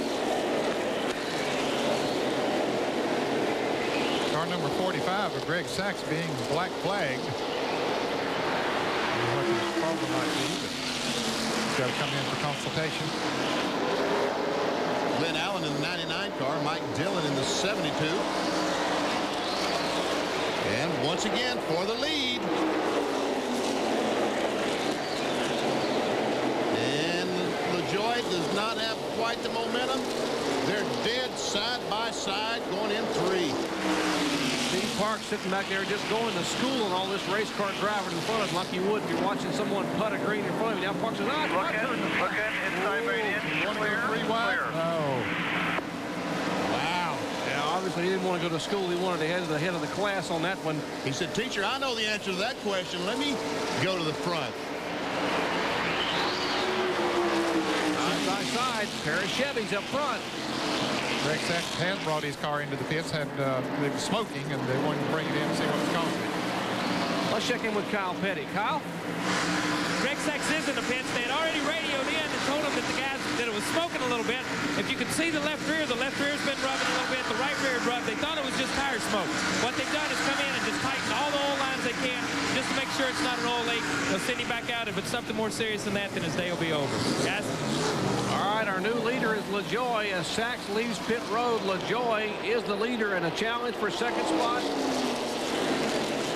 Parks down on the inside. Car number 3, but Jason Keller trying to hang on up there. Phil Parsons don't know which one to follow. He don't know which one's going to get the advantage.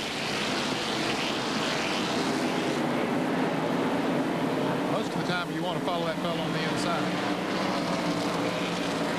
Phil Parsons content to sit back there in his Channel Lock Chevrolet, brand new race car and ride. Boy, what a couple of starts he had this year. He came from 21st starting spot to 10th at Daytona and started 23rd at Rockingham, talking about Phil Parsons, to finish 4th.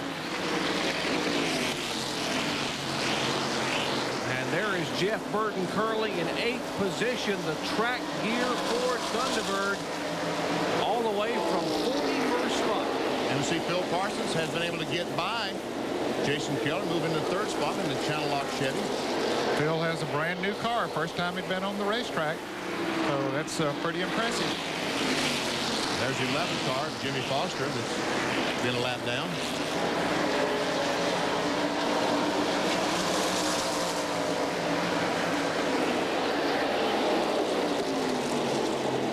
So now Burton moving up there on the Dick Trickle car. He gets a run on him coming off the turn. Boy, his car is working. That 9 Ford, number 9 Ford.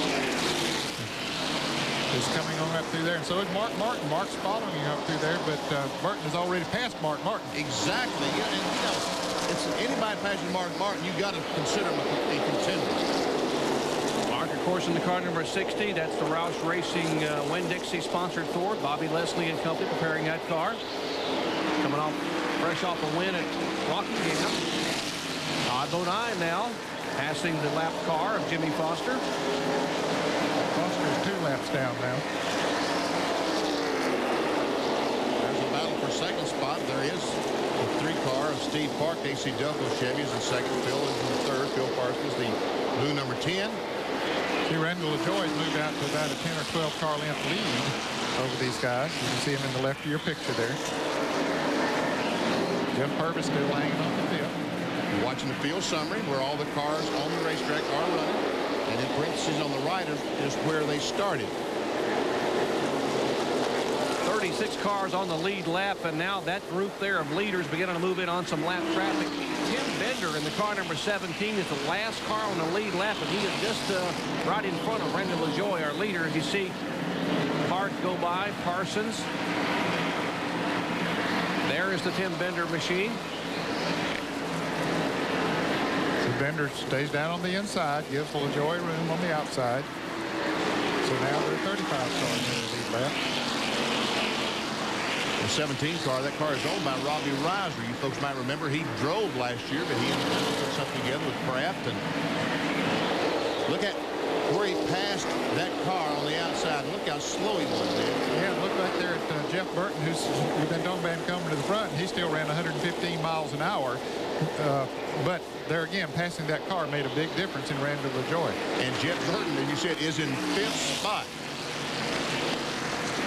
From 41st to 5th, Jeff Burton. Now the second, third, and fourth place cars go by the Tim Bender machine, who made a pit stop during that first caution flag. And look at Burton. The car number 9 makes a move inside of Phil Parsons, and that would be for third position. Wow, he just zipped right on by. Phil's car got a little loose coming off the turn. Back in, slipped a little bit, so that gave Burton the run that he needed. Made the pass. 54 laps complete. Jeff Burton running like Jack the Bear. Speaking of Jacks, Steve Bird knows his car's running up front. As the fans are enjoying live Busch Series action, we hope you are too. We'll come back with more from Richmond International Raceway after this. Back at Richmond International Raceway in Richmond, Virginia, the Hardee's Fried Chicken Challenge 250.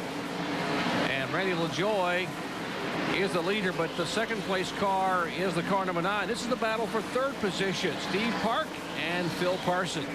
Phil has been working on the back bumper there for several laps now. Can't find the opening that he needs to move around. You can see Parks hugging the inside. And look at Burton coming towards the front in the car number 9. He has run Randy LaJoy down. Take a look at this NASCAR serial scoring presented by MCI of Jeff Burton. Man, he has come in a hurry, and he is about to take the lead. Not quite.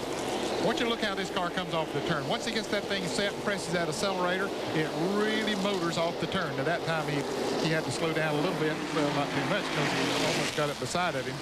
But look at it. That car sticks right down Oh, the and the inside. brakes right in front of him. Wow. And they got out and got by. Caution is out. Boy, Stevie Reeves, I don't know how he got by that car. And more cars spin up in turn 4. Tim Bender loops it around. His car comes to rest in the middle of the apron. There's the car number 73 that initiated the caution flag. His car up against the concrete wall, or near the concrete wall. That's Brandon Butler, local driver. There's a 17 car. We see some heavy damage to the back of the Tim Bender car. He apparently trying to get his car woed down and got some contact from behind. That will bring out the second caution flag of today. There's Brandon Butler's machine, his Ford Thunderbird. Well, that was close, right in front of the leaders. Carl Simmons puts the yellow flag out for the second time. What do you think, Ned? They'll pit now, won't they? Folks, just watch. Watch this car right here. That's Brandon Butler as he comes off the corner. And here are the leaders. There's the 74 and the 9. Now watch as they come off the corner. And Brandon Butler steps on the accelerator, and around he goes. He goes up the racetrack. Stevie Reeves barely gets by, and LaJoie loses a lead as the 9 car of Jeff Burton takes the lead. Well, what a heads-up move by Stevie Reeves, the former USAC driver. Quick on the pedals as the leaders now will make their way to pit road. Jeff Burton pitting up in turn 4, and LaJoie all the way at the other end. Let's check in the Burton pit with Kyle. Jeff Burton has obviously come in the pits here. They're changing right side tires. There's not anybody standing here with a wedge wrench. There's not anybody trying to make any type of chassis adjustment. This thing's working perfect. We're changing 4 tires. We're going to send him back out on his way, hopefully back in the lead. A great pit stop. He is leaving as other cars are coming in. But he can't get out of the pits because cars are coming by. Now the car momentarily stalled. Let's check in the LaJoie pits with Bill Weber. Randy LaJoie is in. There should be 4 tires and fuel, and that's it. They're going to put tape on the front of the car. You're not on, Peanut.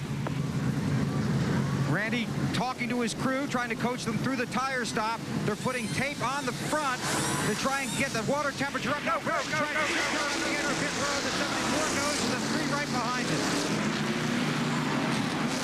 Wow, got a little crowded down there at the end of pit road.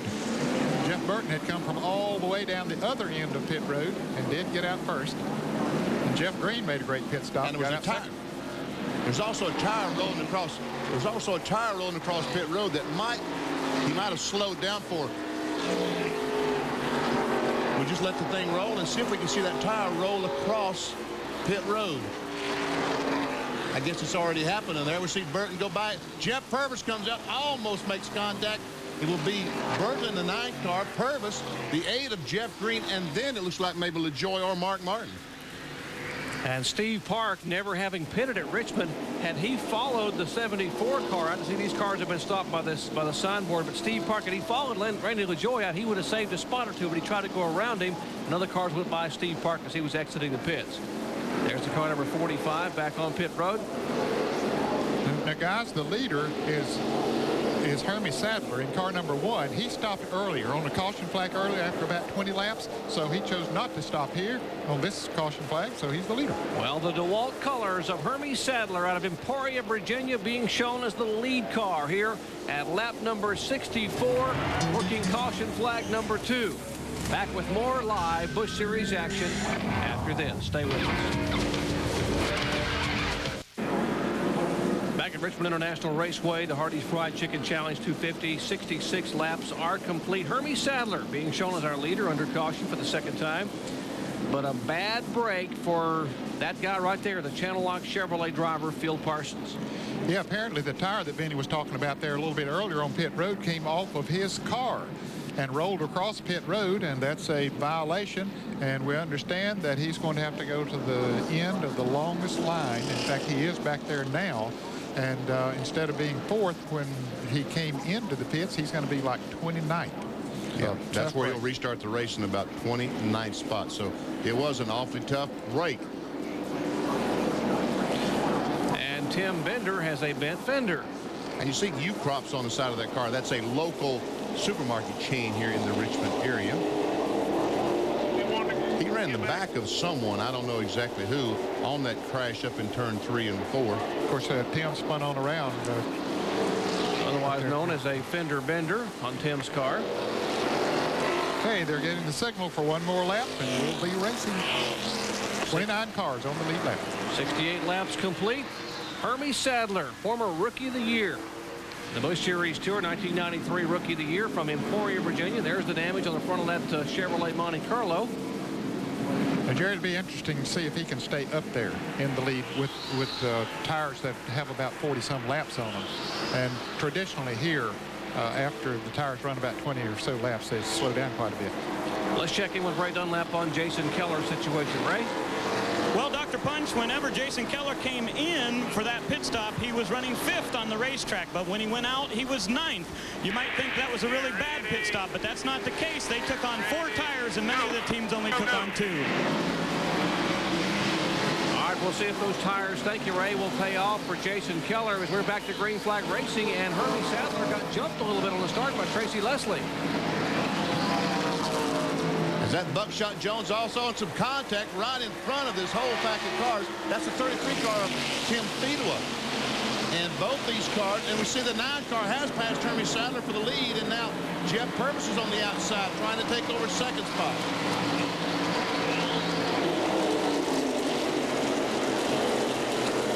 Burton's trying to figure out now which one is these guys going to outrun the other one. Who do I follow here? Well, he's going up on the outside. Tracy Leslie putting him a lap down. Now trying to catch Fedewa's Kleenex Chevrolet. Farm Fresh sponsorship for Fedewa. There's Purvis, the second place car, now moving to the inside of Leslie, or trying to anyway. Oh, some contact between Hermie Sadler and the 74. And Sadler's caught in the middle of that sandwich. Cars on the bottom, cars above him and below him. And some in the middle. Man, look at Trickle in the middle of the 2 cars. They're absolutely 3 abreast going down the corner. Now they ain't going to work. That was Johnny Chapman, I believe, in that black car. I think it's 89. And they're still 3 abreast behind. Guys, you better be a little bit cautious like you were at the beginning of this race. I know the racetrack dried out a whole lot, but wow. There's a battle for the 3rd spot.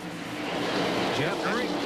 Actually, that's the 2nd spot, isn't it? Yeah, Jeff Green takes the 2nd spot away from Purvis, and Purvis slips a little bit. LaJoy back behind him now, the 74 car. That is in 5th position. There's the DeWalt machine of Sadler. And you're right, Dan, those tires of Sadler just aren't getting him off the corner at all. It's far slipping and sliding. Yeah, he's got too many laps on him, and it just will not adhere to the racetrack like those newer tires will. You see Ron Barfield going by on the outside in car number 94. There's Buckshot Jones in the car 00 trying to go by. In fact, he has a little bit stacked up behind him there. There's Elliott Sadler thinking, well, I'll follow my little brother, and the bottom's the way to go, right? Elliott, that really is not the way to go right now.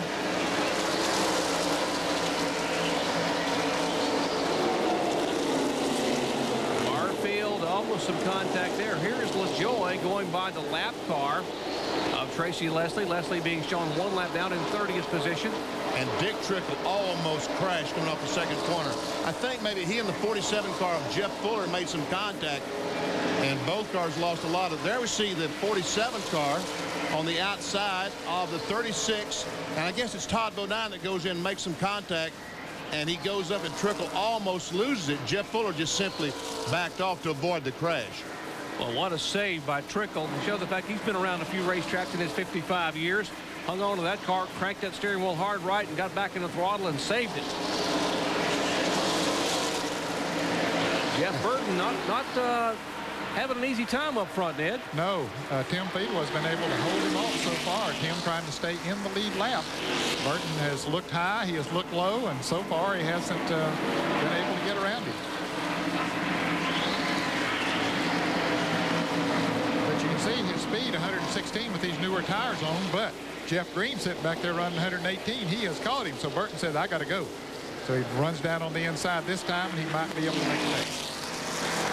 He will make the pass on the car number 33 of Tim Fedewa. Now we'll see if Jeff Green driving for Gary Bechtel. And folks, believe it or not, those cars are not sponsored. Either Elliott Sadler or Jeff Green have sponsors on their Chevrolets. They are still looking for a sponsor for their Busch Series 2-car team. Jeff had an awfully good run going at Rockingham last week. Had some contact from Dale Jarrett, just spun into the wall and was out of the race, but he was running second at the time. Well, let's see if the 8 car was affected. Indeed, he was. That time across the line, the 8 car, he was making a pass. His speed slower by 1.2 miles an hour. And the third place car, number 74, indeed is catching him by virtue of the speed differential in that previous lap. Make a pass or get side by side with someone, it definitely scrubs some speed off.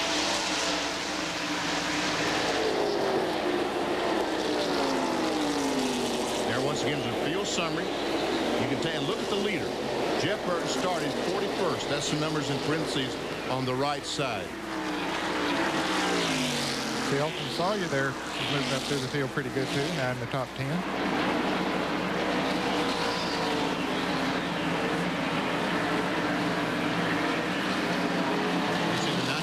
Ron Barfield alongside Elliott Sadler, the 29 car.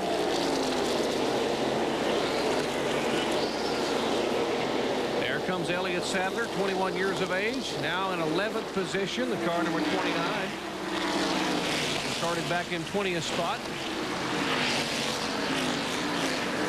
Todd Bodine dives his Pontiac on the inside of Ron Barfield. Ooh, a little contact as Bodine wanted to go up the hill, get his angle, entry into the corner a little bit better. Again, the 94 made some contact. We'll never see Mike Dillon.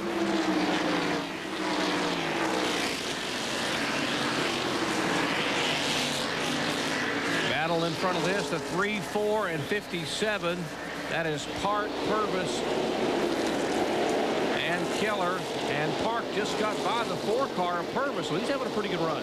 Yes, he is. He moved back into the top 5. That's 5th, 6th, and 7th. The 3, 4, and 57.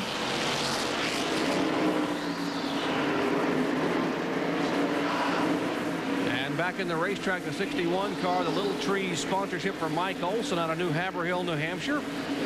They had a problem. The car slowed abruptly, apparently an ignition problem, so they haven't gotten that rectified. He moves back down pit road for some valuable experience here at Richmond.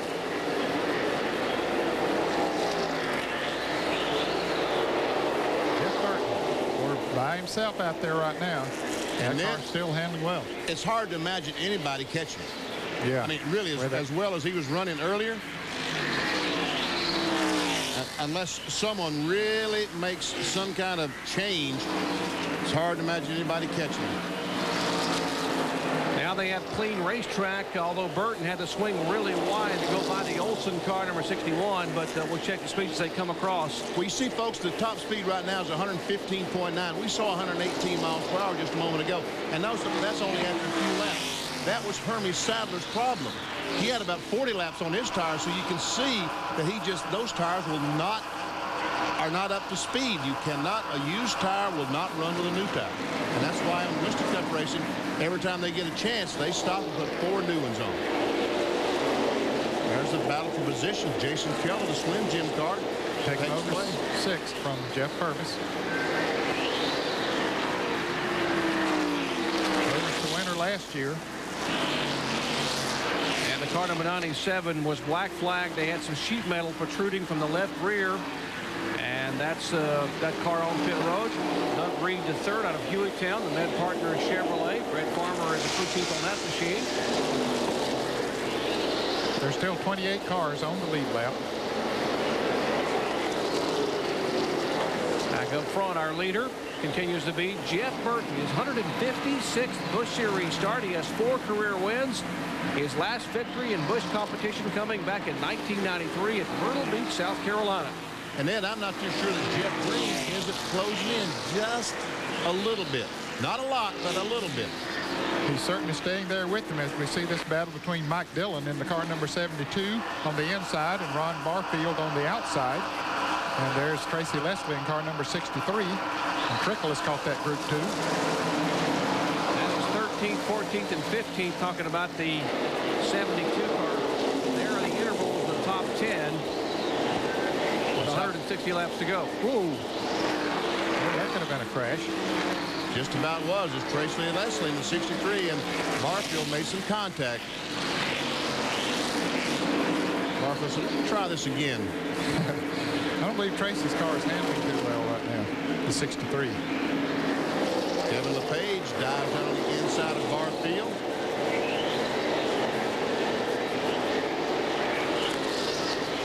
Comes Bobby Labonte. Tries to work his way back to the front. There's Buckshot Jones, and he looks like he is off the pace. Well, take a look at our NASCAR serial score presented by MCI. Buckshot Jones, since the restart, just now moved into 8th position in the Aquafresh machine. Ricky Pearson, the crew chief on that Pontiac Grand Prix. Well, I stand corrected. He's on his way forward. Came off the corner with a line I thought was having trouble, but he just, evidently that line is working for him as he goes towards the front. How appropriate on the back of Buckshot Jones' car. When he passes the car, the next thing the guy sees is Tagamet facing him on the rear bumper.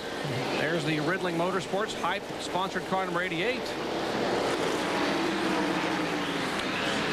They could misread that and says tag me. Yeah. He could get knocked off or something like that. Instead of Tagamet, say tag me. Yeah. know, at these speeds, sometimes like, oh, look at it, 3 abreast. Bobby Labonte making a bold move down on the inside. Kevin LePage wisely backs out. Kevin says, no, I don't think so. Ron Barfield in the car number 94. He is being shown in the 16th position.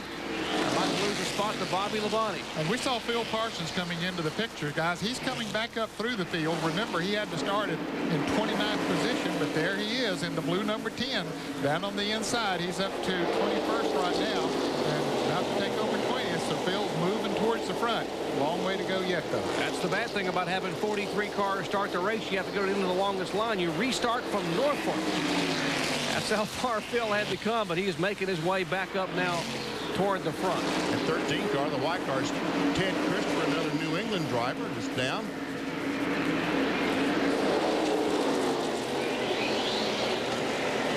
As Barfield leads this group off, there's Shane Hall in the yellow car. Hey, we understand, fellas, that maybe Randy LaJoy might have a tire going down. He's running in 3rd place. There he is. Bill Weber, how about it?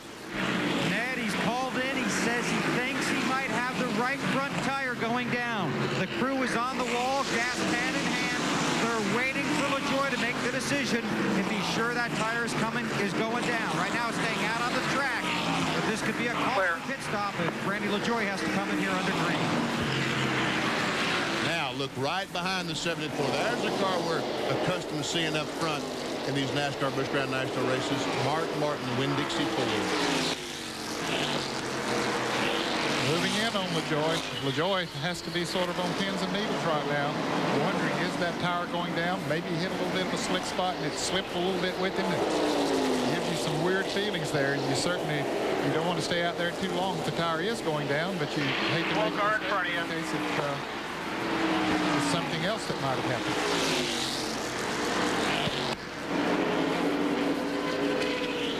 Mark Martin within just a few feet of the back of LaJoy's Chevrolet as they battle for 3rd and 4th position. Jeff Burton is our leader, coming from 41st starting position as we are less than 150 laps from the conclusion here of this Busch Grand National Series event. Back with more live action from Richmond after this.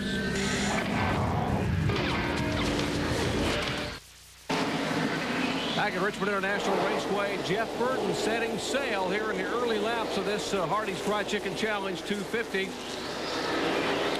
But since the restart, the guy on the move has been Phil Parsons, coming all the way from the back of the pack, restarted back in 29th spot. He's up to 18th right now. We saw Mark Martin's been able to get by Randy LaJoy. Taking over the 3rd position. And you see that Phil is having some trouble. He's been able to get by Shane Hall, which is in 17th position. You can see there at lap 70, Phil was in 27th. Then he moved to 25th the next 2 laps, and then to 23rd, then to 20th, 18th, and now to 17th. So Phil Parsons is doing a great job moving on through the pack. But unfortunately, while he's been mired in all that traffic, trying to weed his way through that traffic, Jeff Burton with clean racetrack in front of him is 3/4 of a lap in front of him. He's just about 1/4 of a lap behind from lapping him. And never see the one car, Ned. Hermie Sadler. Yeah, he was the leader he was the leader of the race when we restarted. Hermie was, but did not change tires. And of course now he goes a lap down. Jeff Fuller goes a lap down. Let's go to the pits. Follow up on Hermie Sadler and Kyle Petty. Well, Hermie and those guys decided to try a little bit different strategy and maybe have some fresh tires towards the end. Obviously, it's not worked for them. They got lapped on the last lap. They're getting ready to start down pit road as we speak. Hermie's off the pace coming down the front stretch like he tried to get in pit road. I don't know. He just went by. But obviously, the strategy's not worked. They're going to have to come in and put on tires, and they'll lose a couple of more laps during this race. Yeah, it's going to be a costly situation for him. It looked like Hermie Sadler almost locked the brakes up on the car, trying to get the car slowed down to get into pits, and then he had to just jerk the car back on the racetrack, or else he would have center punched that concrete wall there coming out of turn 4. And you're the 0-0 of there he is in the pits. Kyle Petty's coming to you. Hermie, they did say he missed the pit on the last time by.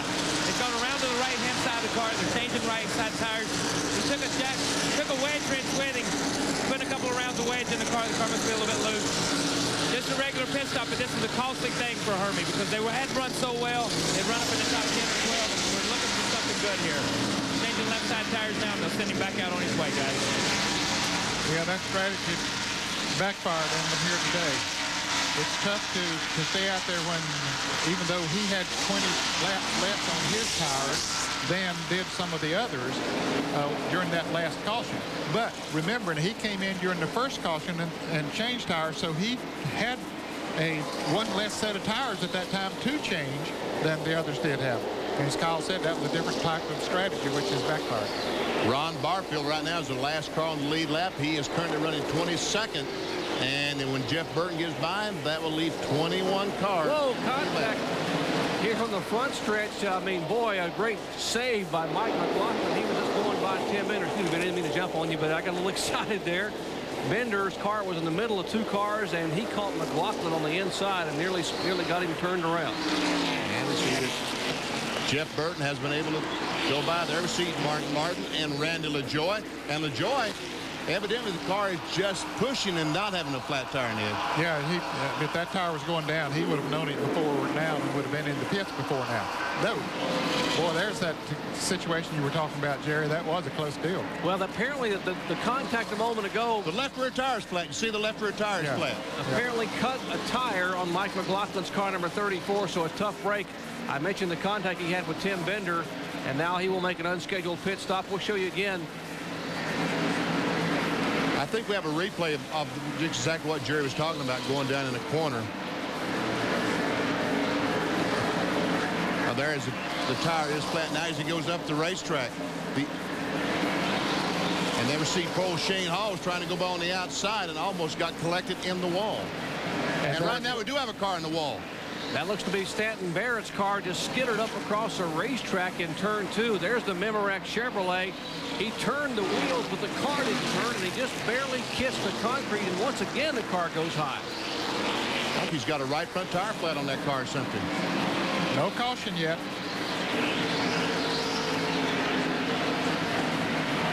There we see him up against the wall, and we see some contact where he made with the wall.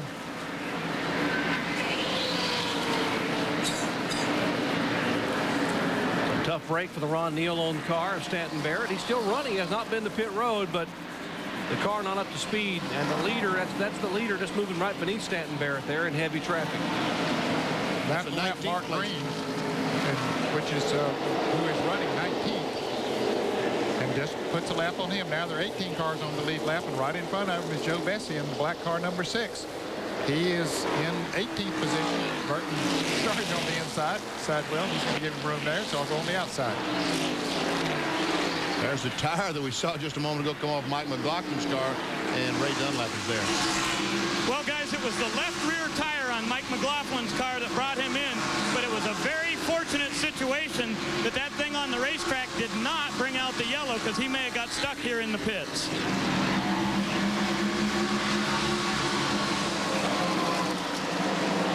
Well, we see that Jeff Burton has moved around the car number 6 of Joe Bessie. Now there's 17 cars on the lead lap. If you just joined us, these cars got absolutely no practice prior to their dropping the green flag or the caution flag to begin the day. As our field summary shows you, yeah, that's right, 41. That's where Jeff Burton started, back in 41st spot. The number in parentheses shows you where the driver started. Buckshot Jones from 22nd to 7th. There's the second place car of Jeff Green, white number 8. See Mark Martin going by. See there are 17 cars still on the lead lap. And there's Stanton Barrett up against the wall again, coming off of turn 2. But he brings her back down on the side. And now we see him waving to the cars behind him. He said, I'm going to take this thing to the pits to see if we can't find something wrong with it and fix it. Before I hit something harder. And there's Stanton Barrett, the right side where he just kissed the wall up in turn 2 a little bit ago with the side of that Memorac Chevrolet. Not as much damage there as I thought there would be. But it looked like he's got into the wall pretty good. But and looks like the tire's still in there. Let's check in these pits with Ray Dunlap. Well, guys, Stanton Barrett started on the second row, but he is not having that great a day. They're changing the right side tires right now.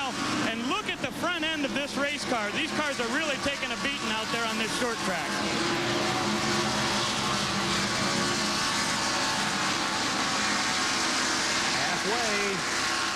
We're halfway through, 125 complete, 125 to go. And the leader in heavy traffic, the 33 car, that's right in front of Jeff Burton, Tim Fedowa's Kleenex Chevrolet. He's just about crashed. Just about crashed. You see the car number 13, the white car number 13, Christopher there right behind Jeff Burton, and he has put a lap on him, so now there are only 16 cars on the lead lap. Now Burton tries to get by. He will be able to pull him off turn two. Here's what happened last time by.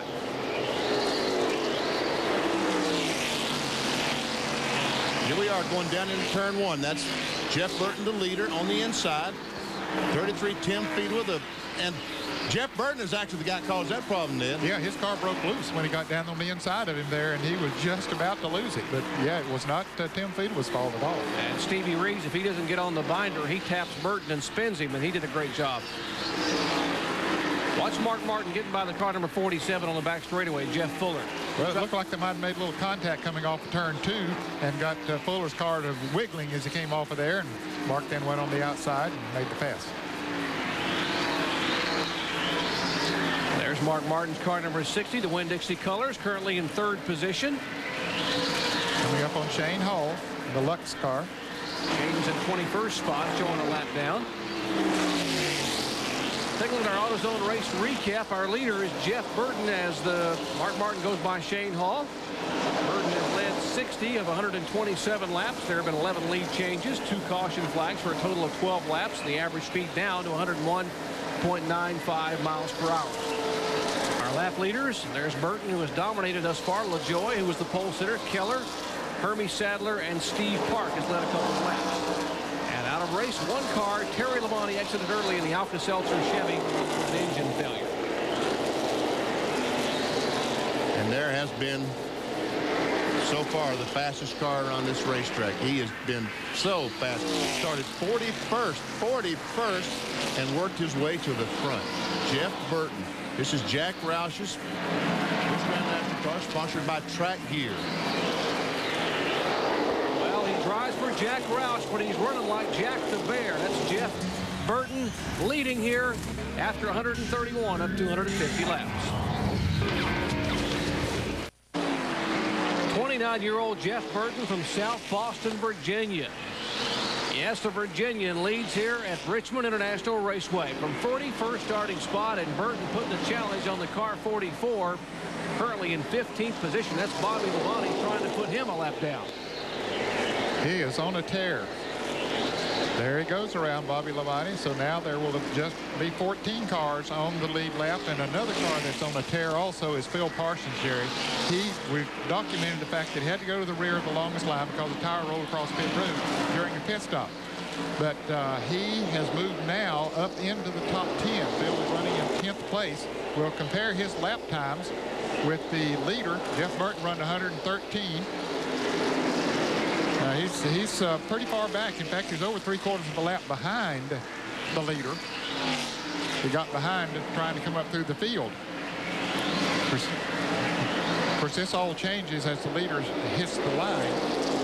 But he has been turning some laps faster than the leader. Right now, we see that Jeff Burton, this lap is going to be pretty slow, and as he tries to get by Mike Dillon, there we see a battle for the 5th spot. And Jason Keller is taking it away from Steve Park. And Keller will take the 5th spot away. Park is 6th. Bobby Labonte now on pit road. So is Kevin LePage. So green flag pit stops here. After they got lapped, they decided, well, maybe we need to get in here and get some new tires on these cars. So the Shell crew there for Bobby Labonte and going to work on his Chevrolet Monte Carlo. It'll be 110 laps to go that time by. Heavy traffic now right in front. That's Dick Trickle right in front of Jeff Burton. And Trickle, Ned, is what, the 13th place car? Yes, he is. And Burton trying to get around him, and Trickle trying to stay in the lead lap. And that's Elliott Sadler right in front of him. He's running in 12th place. We saw his lap just a moment ago on the speed that he was running. Watch this as he tries to get by those cars. 110, almost 111 27 miles per hour. So about 3 miles per hour slower than the last time. Well, when you get boxed in the way that he's boxed in there now, it's going to slow you down a lot, which is going to be an advantage for the cars up in front of him that were worried about getting lapped, and that'd be Phil Parsons and Elton Sawyer, but they're able to pull away a little bit while the leader is boxed in here. And Mark Martin was the fastest car out the top 10 that time, over 114 miles per hour, and he's still, the leader has not been able to get by Trickle, and this time he's going all the way to the bottom of the racetrack. And they squeeze out on the inside. Trickle holds the middle groove. Burton gets the inside and now should be able to get by. They are nose to nose at the stripe. That's 12th place. Trickle in the 64 cars running in 12th place. And he just so much wants to stay in the lead lap. Should a caution flag come out, he's able to make up the entire 3/4 of a mile, but he's not going to be able to hold Burton off.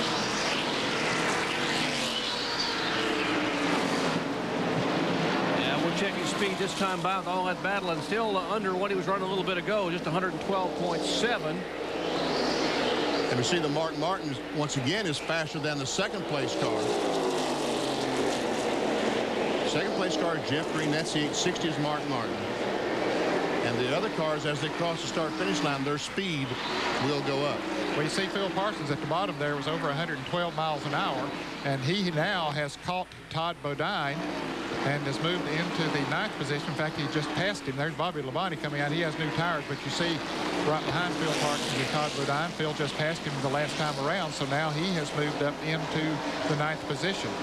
And boy, you'll see the difference in Bobby Labonte as he comes up there. He's already passed Todd Bodine, and he'll move up on Phil Parsons with those new tires on. You see him just whip up there on the outside. Well, now they have the car number 48, a Porter, to go by, but those new tires make such a difference, especially coming off the turn. And another driver wants some new tires is Dick Trickle. He's headed into the pits as we watch Bobby Labonte go by Phil Parsons. But Bobby Labonte is 2 laps down right now in 27th place, and here's Trickle in the pits. Duraloop Chevrolet for Dennis Shoemaker comes in, able to change right side tires only, topping off with fuel, clean the windshield, and Trickle, who had gone a lap down, was being shown in 17th position, 1 lap down. He will come in, and now they will change left side tires as well for Dick Trickle. And we see that Mark Martin has just passed Jeff Green to take over that second spot. So right now, Jack Roush Ford's running 1-2 here at Richmond. No big surprise we see Mark Martin up there at the front, and I guess we shouldn't be surprised at Jeff Burton either. I mean, he's a great race driver and has a good race car. And see Trickle coming out of the pits. But Martin has been so strong in these Busch races for the last several years. Now those guys making the pit stops when they get lapped, that's not bad strategy if the caution flag doesn't come out. Yeah. That's the chance they got to take. If something happens on the racetrack, the NASCAR officials throw the caution flag, then boom, they lose 2 laps. Here's Phil Parsons making a move for 8th position on Jeff Purvis, who won this race a year ago. Parsons tries to move to the inside, has been very, very patient with the Channel Lock Chevrolet. Take a look at the serial on Phil Parsons from the restart. Since the restart, he had to go back to 27th spot on lap 70, and now he is battling for 8th spot. He is currently in 9th position here with 100 laps to go. And you see the 7th place car, Buckshot Jones right in front of him. Oh boy, Phil Purvis almost lost it. Jeff Purvis, I should say. Phil Parsons thought he was a wreck, as a matter of fact. Yeah. And meanwhile, right behind them, the leader is gaining on them now fast. Yeah, while they were in that little skirmish there, he picked up about a second on them on that lap. Jeff Burton. Yeah, all that right there to get me mixed up. Here's what happened a moment ago in turn 4, and as Burton makes a move under Todd Bodine, here's what happened. See Jeff Purvis, he runs up on the back of the 00, tries to turn under him and get on the gas, and the car wouldn't take it, and all of them backed off to avoid the crash, and as Ned said, lost about a second to the leader. Elliott Sadler has just been in, taking on tires on his car. Now there are only 9 cars on the lead lap, and these 2 right here are the next cars to be lapped. There is the leader right behind them, maybe about 15, 20 car lengths back. Jeff Burton's car number 9, the track gear Ford Thunderbird, and that blue car with the red and white number 10 on the side, that's the 9th place car of Phil Parsons, and he's only got about 10 or 12 car lengths. Well, he moved on the outside of Buckshot Jones trying to take that position away, but Phil had to really abuse his tires coming up through there. Now, he didn't have the advantage of the passing flag that Jeff Burton has as Todd Bodine comes into the pits now. Phil just had to pass them however he could, whether it was lap cars or whatever. And Jeff Burton, you know, when he moves up on him, he gets the passing flag for the NASCAR official, and that helps him to get by a little bit easier. And there we see Jeff Burton. No, dumped down on the inside. He tries to get under Buckshot. And Buckshot right now is going down a lap. There's the 89 car. Once again, the black car of Johnny Chapman and Phil Parsons, the next victim. Just 8 cars on the lead lap. Well, he's praying for a caution flag right now. He needs it badly, just right at this moment, because he knows here's Jeff Burton right behind him, the leader. And Jeff Burton has to go because I think Mark Martin is probably gaining on Jeff Burton. And Burton takes a look on the inside.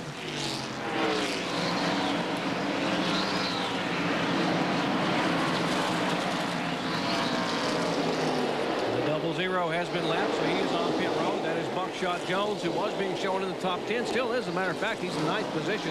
4 tires. Now, when you leave here now, you leave in a hurry. Potter talking to Buckshot. Ricky Pearson and crew will go to work on that machine. Last year's winner is the next car in line to be lapped by Jeff Purvis. That, of course, is Jeff Burton, the leader. Jeff Purvis in the car number 4. Back with more after 157 of 250 are complete.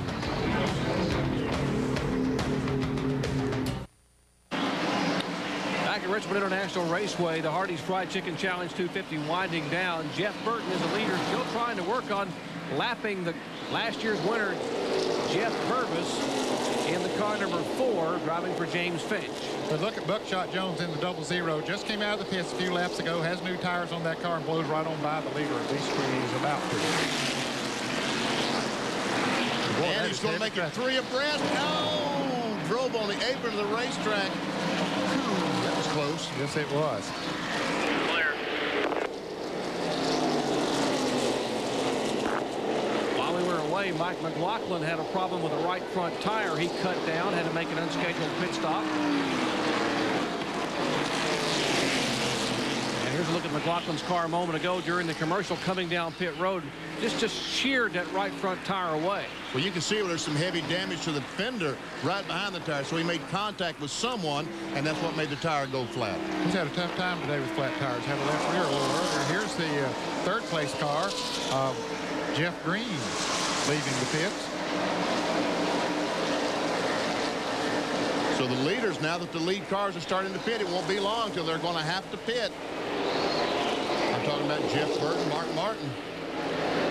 And as these laps wind down, remember, coming up next, the Napa 200, we're going to go out to Tucson for a truck shootout. That'll be live. Coming up next, the NASCAR Craftsman Truck Series, Napa 200. And following that, right back here, following the truck race for happy hour. That's NASCAR Winston Cups. Final 60 minutes of practice and problem. Randy LaJoy. Right after this blue car. Go, go, go, go, go, go, go, go, go. Good job. So the caution is out as Randy LaJoy has spun out and hit the wall. Behind there, the 6 is the next car.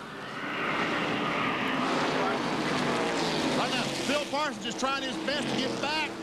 Oh, and look, Doug Reed is there. He's going to make it. He's going to save that lap. Bill Parsons on a slick move gets back on the lead lap. That could be a move with the race, because now they will come in and be able to make these final pit stops under the caution flag. And that will put Phil back on the lead lap, meaning 7 cars are on the lead lap. Jeff Purvis was also about to go a lap down. He managed to stay out in front of Jeff Burton, and so he's on the lead lap. There's the leader, and the pace car pulls in front of them. There's Buster Ogden in that Pontiac safety car. Pontiac Grand Prix up there with the lights ablaze right in front of Jeff Burton. And now we'll see some pit stops. Look what happened to LaJoy a moment ago.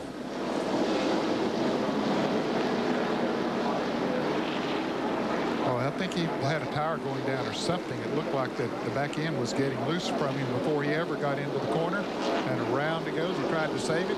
And there it goes. Hits the wall not too hard on the outside, so maybe there's not too much damage to his FEMA Chevrolet. Let's go to the pits and Kyle Petty.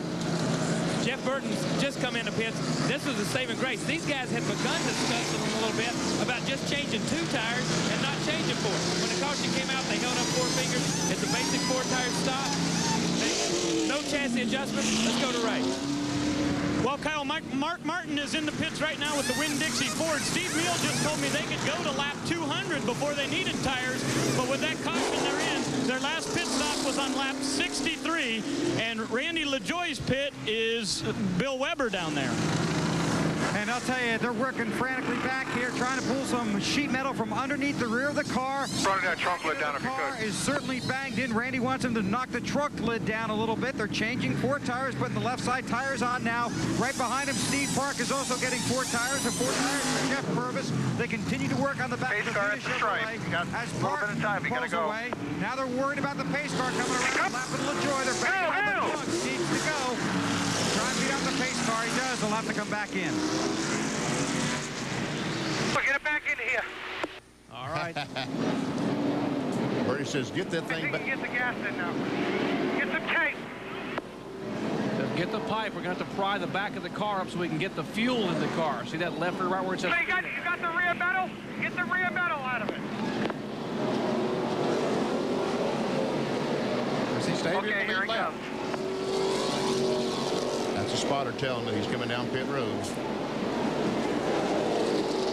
He's not going to be able to get a lot of work done to it, Bill, because the pace car is coming off of turn 4 now. A lot of traffic down here on pit road as well, Ned. So now they'll go back and see if they can't get fuel in it this time. The fuel's spilling out as they're trying to put it back in. I don't think they can get any in. They got the catch can back there. Steve Bird across the wall now. He's going to try and pull the sheet metal away so they can get the fuel in there. And he'll have to come back again. And that was questionable whether or not he beat the stop sign that time. Well, he barely beat the pace car. There's the pace car, maybe just a few feet. And as slow as the field is running, there's LaJoie. There we see, there's LaJoie. Here. Cut that piece off. This side. Well, he's coming back down pit road again, but the pace car is coming into turn 3, so as slow as he has to come down pit road, they still aren't going to have much time to work on it. Bertie's yelling instructions to the crew. Going to get some tin snips. They're going to try to cut that metal away. And the signal's being given by the flagman this time. 1 lap to go. Now they're stopping. That's the stripe. Last year's champion. They are trying to win a championship. That's why they are working so feverishly. Even though it's the 3rd race of the year. He has gone now right in front, just barely out in front of the pace car, and he's got to hustle because they're going to get the green flag next time by. There's Carl Simmons telling them, field 1 lap to go. And Jeff Green, what a tough break that was for the 8 car. Ned was running in 3rd spot, made a pit stop, and what, the next lap the caution came out. Yeah, just got back out there. And he Open, dude, you just didn't push it out enough.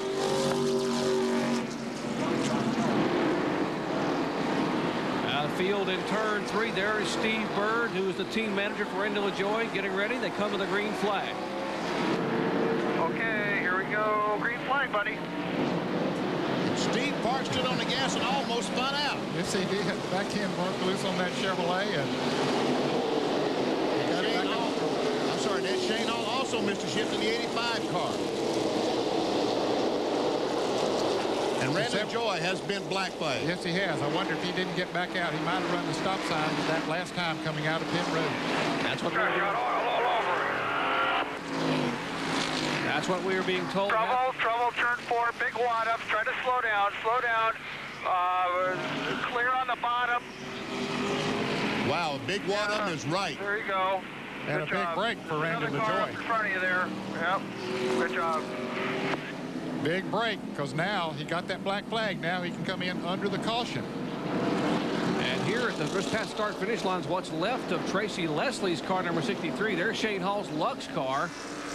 But the caution there is Leslie's car number 63, the Pontiac, as the field comes by, and they still have some speed. He's sitting right in the middle of the racetrack. He made some heavy contact with the wall with the right side of that car.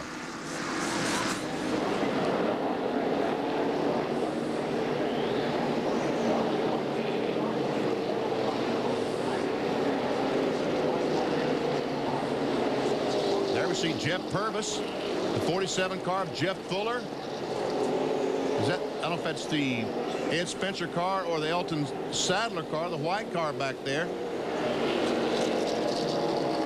And it looks like the rest of them are going to be able to dodge the crash.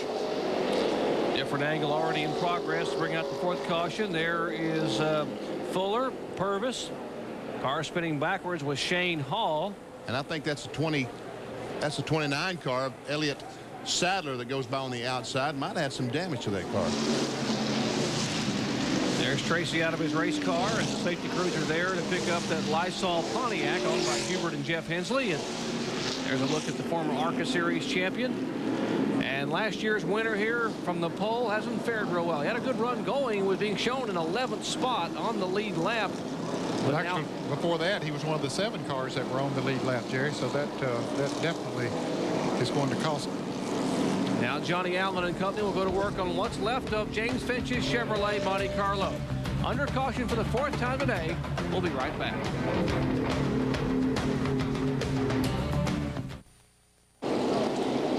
Back at Richmond International Raceway, Richmond, Virginia.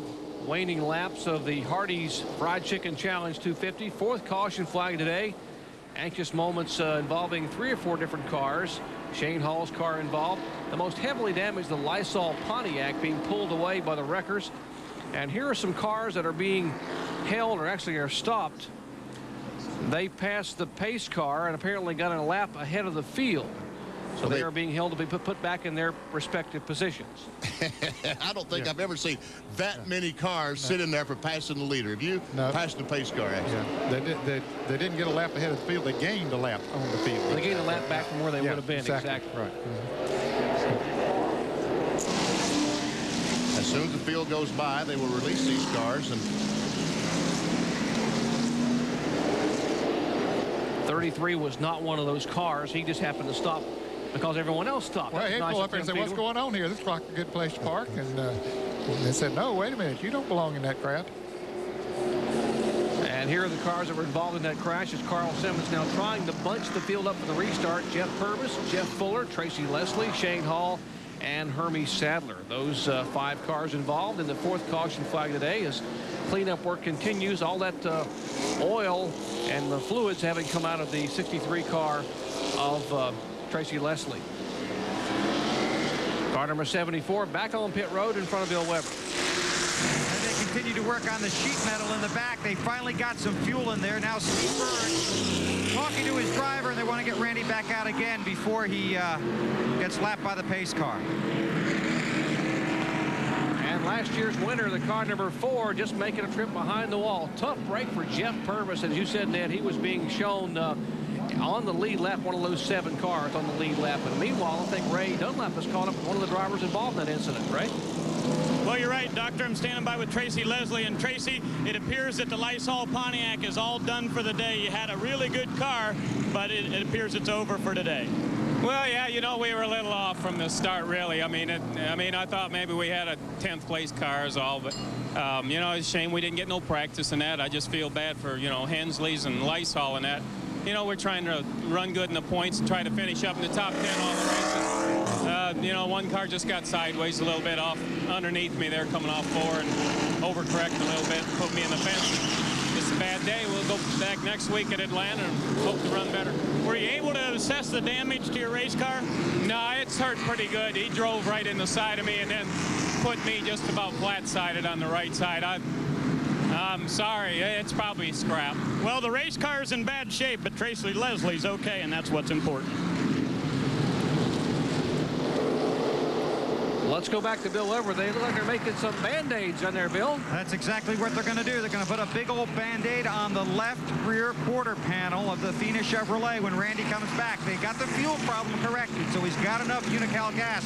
They figured to get him to the finish, but he limps down pit road again and pulls it in, and what they're going to do is go to the quarter panel to try and attach it basically to the bumper or to the back panel of the car. They've been banging on the rear deck lid. They're trying to tape that down as well. Watching the pace car with the spotter. Now they tell him to go. They don't want him to get caught on pit road. Tell you you what, you got to give an effort to Billy Nasowitz and Steve Bird and that crew of Bill Bumgarner's Randy LaJoie. What an effort they've done to get that car on and off pit road. Even though they ran the stop sign one time, they've made a half a dozen or so pit stops in the last 20 laps just trying to get that car pieced back together. How many cars on the lead lap there, Mike? You can hear Steve Bird talking to his crew. He wants to know how many cars are left on the lead lap. I know who They're taping all this together using the back of one of the crewmen, so they have basically a huge piece of tape instead of 4 individual ones, saving time for when Randy gets here. And I want to tell you fans something. This is exactly how this team won the Busch Grand National Championship a year ago. They had some very bad days at racetracks, but they never gave up. They raced all the way behind the 10 car. Phil Parsons. All the way to the end, no matter what lap they were on. And that got Randy a series championship. Remember this day in February. Actually, it's March now, isn't it? When we get to the Busch banquet later this year. And you heard the spotter telling where they line up. He would go behind the 10 car of Phil Parsons. Folks, you aren't going to believe how far he's going to move up when they have the restart. And we'll have that restart as the laps are winding down at Richmond International Raceway. We'll come back with green flag action after this, so don't go away. Back at Richmond International Raceway, well, a moment ago, the car number 74 came back down pit road and was held, but before the caution came out, he was being black flagged for apparently running the stop sign as he exited the pits right in front of the pace car. Yeah, that was right before the green flag came out. And, of course, the caution came out the next lap. And we said, well, that's going to be a big break for him because he'll get to stop now to heat the black flag. Well, now you see they're going to hold him that lap that they were going to bring him in and take away because he actually gained a lap when he ran the stop sign. And so now they've taken that lap away. That's what they're doing right there now, is taking that lap away from him. So Randy LaJoie will be a lap down. There will only be 5 cars on the lead lap. And Jerry, there are only 4 that are 1 lap down. So, you know, it doesn't hurt him that bad. Takes away any chance, basically, that he has to win the race. Well, he's currently in 9th spot and not a happy Steve Bird. Right, Bill Weber? First of all, Steve, how is your race car? I think it's all right. It's just sheet metal there. They say we passed the stop sign here once, and they got us a lap down here, so just have to see what happens. This is the day that can win you a championship when you can battle back from these tough situations. You had to do it last year. Well, Base Motorsports is a pretty tough team. They always battle back, you know. We just do the best we can here. There's only 7 cars in the lead lap, so we'll see if we can get to 8th right now. Well, actually, the story showing there are only 5 cars on the lead lap now, and they're still having some problems getting some of those cars straightened out up there. We know that Jeff Burton is the leader, and Mark Martin is 2nd, and Jason Keller is 3rd, and Steve Park is 4th, and Phil Parsons is 5th. And I think Kyle Petty's in the Jeff Burton pits with his crew chief. Kyle? Well, Steve Bird may not be too happy right now, but Tommy Moore, you got to be tickled to death. You guys hit exactly what you needed to do. Yeah, we come up here and tested a week ago, and we hit something, and really tickled pink about the track gear car right now, and Rouse Racing, everybody here, and the whole pit crew did a heck of a job that last stop. And this looks like maybe a good year for us. Are you guys pretty much set to go the rest of the distance? Oh, yeah, we're not going to stop no more. Going all the way. You think you want to tell me exactly what you found on that car so I can put it on my Winston Cup car for later? Later. All right, man, thank you. Yeah. And what they're doing here is they're reading off, NASCAR is reading off to the spotters exactly where their cars should be so they can get them lined up properly. So they're going to get all these cars back in line. There are only 5 cars on the lead lap. Jeff Burton, the leader. Mark Martin in 2nd. So you don't have to be so far in the back. There are the spotters there, and they have been told to get your cars in line. Come on up here. Come on up here. You want to do it now or you want to wait? All that chatter you're hearing are the drivers and spotters conversing. Some of it is serious business. Others is just having some fun, trying to relax prior to the restart. So we'll take a break and come back once they get them all lined up with 5 cars in the lead lap. And Jeff Burton, our leader, back with more from Richmond after this.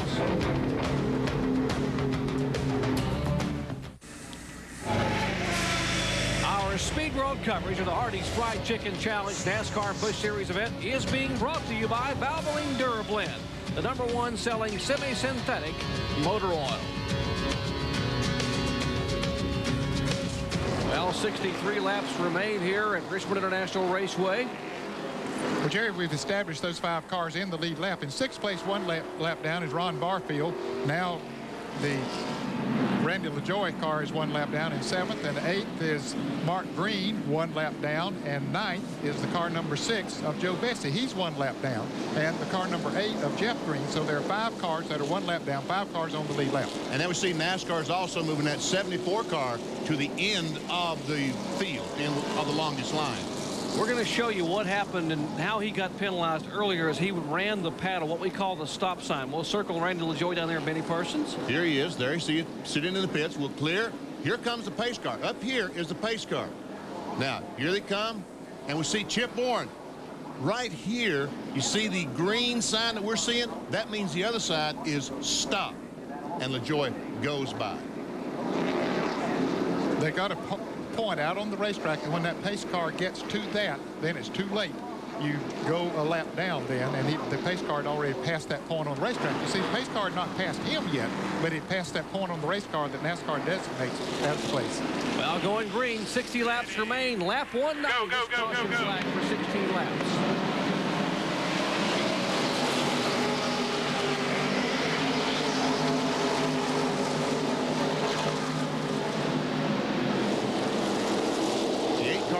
On the outside, Jeff Green, a very good race car, made a ill-timed pit stop, trying to get a lap back, and right now he is in front of the leader. Yeah, he's actually 2 laps down, and now he's 1 lap and the track distance thing, so he needs a caution right quick, and he can get 1 lap back.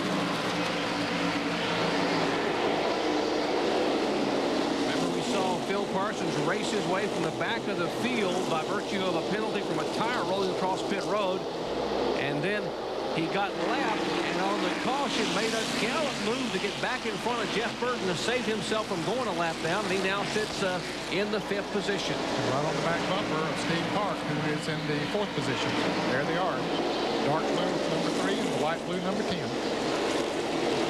Roush drivers 1st and 2nd. Jeff Burton the leader, and Mark Martin in 2nd spot. Now the 3rd place car, Jason Keller just went out of the frame.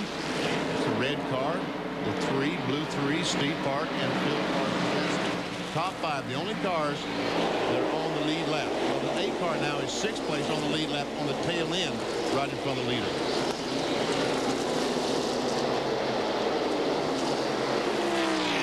Kyle Petty talking to Jeff Burton's crew. He said, we tested up here last week and found something, and indeed, they found something because Burton is incredible. Of course, Martin running awfully well, too. The field summary showing you, yeah, that's right, folks. Burton started 41st on the field. The parentheses shows where the driver started at the beginning of the day. But, you know, before we went green, they were showing Jeff Green a lap down. He passed the leader. They're still showing him a lap down. So I'm not sure that he wasn't 2 down. Well, he was 2. Then he was almost 2, and the way that they come around with the electronic scoring, they were running side by side. They're trying to get those cars in the right positions, and he might have come by just in front of the leader, and it would have shown up that way. So he is almost 2 laps down. That was my mistake. I saw that and thought he was 1 down, but he's still a lap down. He needs a caution. Big time. It's Todd Bodine, the 36 car. Whoa, trouble in turn 4. Sideways, Joe Bessie goes up over the hood. And he's going to get that caution if he can get through when he gets there. Whoa, cars barrel in. Shane Hall is in there. Get that water catch, thanks. The track is almost completely blocked. They can barely squeeze by up high, and here come the leaders. And Jeff Green's got a decision to make. Where do I go? Do I go down pit road? No, he's staying out. Everything will be fine. Good job. And so the 8 car and the 36 car, Todd Bodine got a lap back there as well. There's Joe Bessie's power team machine, heavily damaged. Shane Hall involved. Doug Reed's car number 97. The 96 of Stevie Reeves involved. The 73 car sitting up there. That's the efforts of Brandon Butler. Well, Stevie Reeves' car, we can't see the right side, but I tell you what, it looks like some pretty serious damage to that car. Field snaking their way by just between that accident and the end of pit road. And Stevie Reeves is trying to drive the car off, and Stevie, you forget it. It's not going anyplace. Shane Hall climbing out of the car number 85. Take a look at what's left of his Lux Monte Carlo. He hadn't had much good luck today in the country style sponsorship there for Shane. Heavy damage on the front of his Chevrolet. His car will need an assist from the wrecker probably to get away. And the leaders will follow the pace car down pit road by virtue of the fact that the track is essentially blocked up in turn 4, so that's why they'll bring them down pit road. Yeah, you got 4 cars sitting almost nose to tail up there across the racetrack, so there isn't much room. See if we can see what happened a moment ago in this incident involving at least 4 cars, maybe as many as 5 or 6. These are the cars behind the incident. And watch as there we see the 00 Buckshot get into one of the Pro Boys. That's a 56 car. And now watch as there's a 17 spin, and watch that. There's the Butler car, and man, oh man, Shane Hall comes in hard. And Elliott Sadler up on the outside trying his best to get woed so he doesn't run into anything. Randy Porter and Tim Bender. And if Porter doesn't pull out of the way, the cars have no way to get by. But take a look at Green, Jeff Green coming by. Right behind him is Todd Bodine. Then the leader, Jeff Burton. A few cars did go up on the outside. They saw a hole wide enough up there that they could get through, but that close call there. Well, Kyle Petty is caught up with Stevie Reeves. Kyle? When you got to the corner, was it blocked? What seemed to happen out there? No, I went in, and Joe Bessie just got right in the left rear on me. I mean, we were running that good today. We had a little bit of trouble with the big 8 car, and, you know, we were holding our own, staying out of trouble. And, you know, when you get hit from behind, there's only so much you can do. You can't drive it no more. All right, man, tough day for Stevie. I got Shane Hall standing right back here behind him. What did you see when you got there? A mess. I tell you, we had already had some problems with our rear end and the stretch of spur gear, and just trying to make as many laps we could with this Lux car, get as many points as we could, and they stacked them up in front of us because couldn't get stopped in time. What was the racetrack like out there today? You guys started on a green track. What was it like? Was the racetrack coming into you? There for a while, you know, the track seemed like, you know, it was a little green, and the longer we ran, the little better we got in the first run. We made some changes at the pit stop and kind of hurt our race car, though. That happens. Sometimes you choose right, sometimes you choose wrong. These guys will be back next time, guys. All right, Shane Hall able to walk away. And here are some drivers now coming across. There's the car number 97. That's Dougie Reed. He's the one on the right side in the yellow uniform. Must be Brandon Butler shaking hands. Yeah, okay, thank goodness. Drivers able to walk away and shake hands, but a frightening moment up in turn 4. Let's go down to Ray. Well, guys, Steve Hibbert and the crew is working on the Power Cube Chevrolet of Joe Bessie down here. The big concern now is the radiator. With all that damage to the front end, they've pulled a lot of that skirting out underneath the car, but they're hoping they can keep getting air into the radiator. Well, work continues on pit road, and a lot of work continuing up in turn 4. They have ambulances and wreckers and safety crews and about everything you could have up there trying to remove those cars. Then they're going to have to sweep the racetrack where there is a lot of oil and fluids from beneath those cars. As many as 7 cars were involved. 4 came to rest up there. They're now finally moving the Shane Hall car. That's the 85 machine being pulled away. You heard Shane say they already had a problem with the rear end gearing, a spur gear in the car. Now Bessie's car moves down pit road after getting some service. You see the right front. We showed you the right front fender. That's what Stevie Reeves said started the accident when the 6 car got in the left rear with the right front fender of his car. There's Bessie back on the racetrack as the leaders move their way down pit road. We will take a break and come back with more from Richmond International Raceway in just a moment. Still working the 5th caution flag today here at Richmond International Raceway. The 97 of Doug Reed III out of Hewington, Alabama. The Med Partner Chevrolet getting loaded onto a flatbed truck. Those cars that were involved in the crash, Buckshot Jones, Joe Bessie. There's the car of Stevie Reeves being towed away. Tim Bender, Brandon Butler, and Shane Hall. And Randy Porter, Dougie Reed. I mentioned Stevie Reeves, Elliott Sadler, who's been on and off pit road for a pit stop, and Jeff Crow. As the cheer a moment ago from the crowds as maybe the sun trying to peek through. A little bit of it's getting brighter. And one place that is definitely sunny right now is out in Tucson, Arizona. That's where we're going to be headed next for the NASCAR Craftsman Truck Series event, the Napa 200 Trucks in Tucson. How about that coming up next? And then following that, right back here to Richmond International Raceway for a happy hour. That final, in fact, the only practice session for the NASCAR Winston Cup cars of the weekend. Tonight, Kenny Mayne, RPM tonight, 7 o'clock Eastern Time. He'll wrap up all the motorsports around the world. And, of course, at 9:30 p.m. Eastern Time, kart pole qualifying from sunny South Florida on ESPN2. Like they're having trouble getting Doug Reed's car on the rollback. Well, now he's starting to move on the back. That guy standing by the steering wheel, I don't know that he's having a lot of success steering. It might be going. Yeah, it looks like that front end is definitely knocked out of alignment. And you see the cars that are still in contention coming down pit road as they clear that wreckage off the turn 4. A couple of cars on the left of your screen that have already been hooked up to the wrecker, waiting to get those into the garage area. Waiting for the field to go by. Looks like Steve Neal watching everything. Yeah, there he is. He's got to wonder now, boy, if we can just have this kind of day tomorrow for the Pontiac Excitement 400. I said, yeah. I said, there is the car that he is watching specifically because Mark Martin, his driver, will be driving the Winston Cup car tomorrow. And I think Ray is caught up with Steve Neal, right? You're absolutely right, Jerry. Steve Neal is standing down here, and we're talking about, wouldn't you love to have 2 cars like you've got on the racetrack tomorrow or for the Pontiac Excitement 400? Yeah, we'd like to have 3. We'd like for Ted Musgrave to be out there doing it, too. Jeff Burton is a great little Busch driver, going to be a Super Winston Cup driver. He'll be a threat to win the race tomorrow. We just got to see if we can handle him today here with a Winn-Dixie car. As we go back to green, the big question is, which driver has the best race car?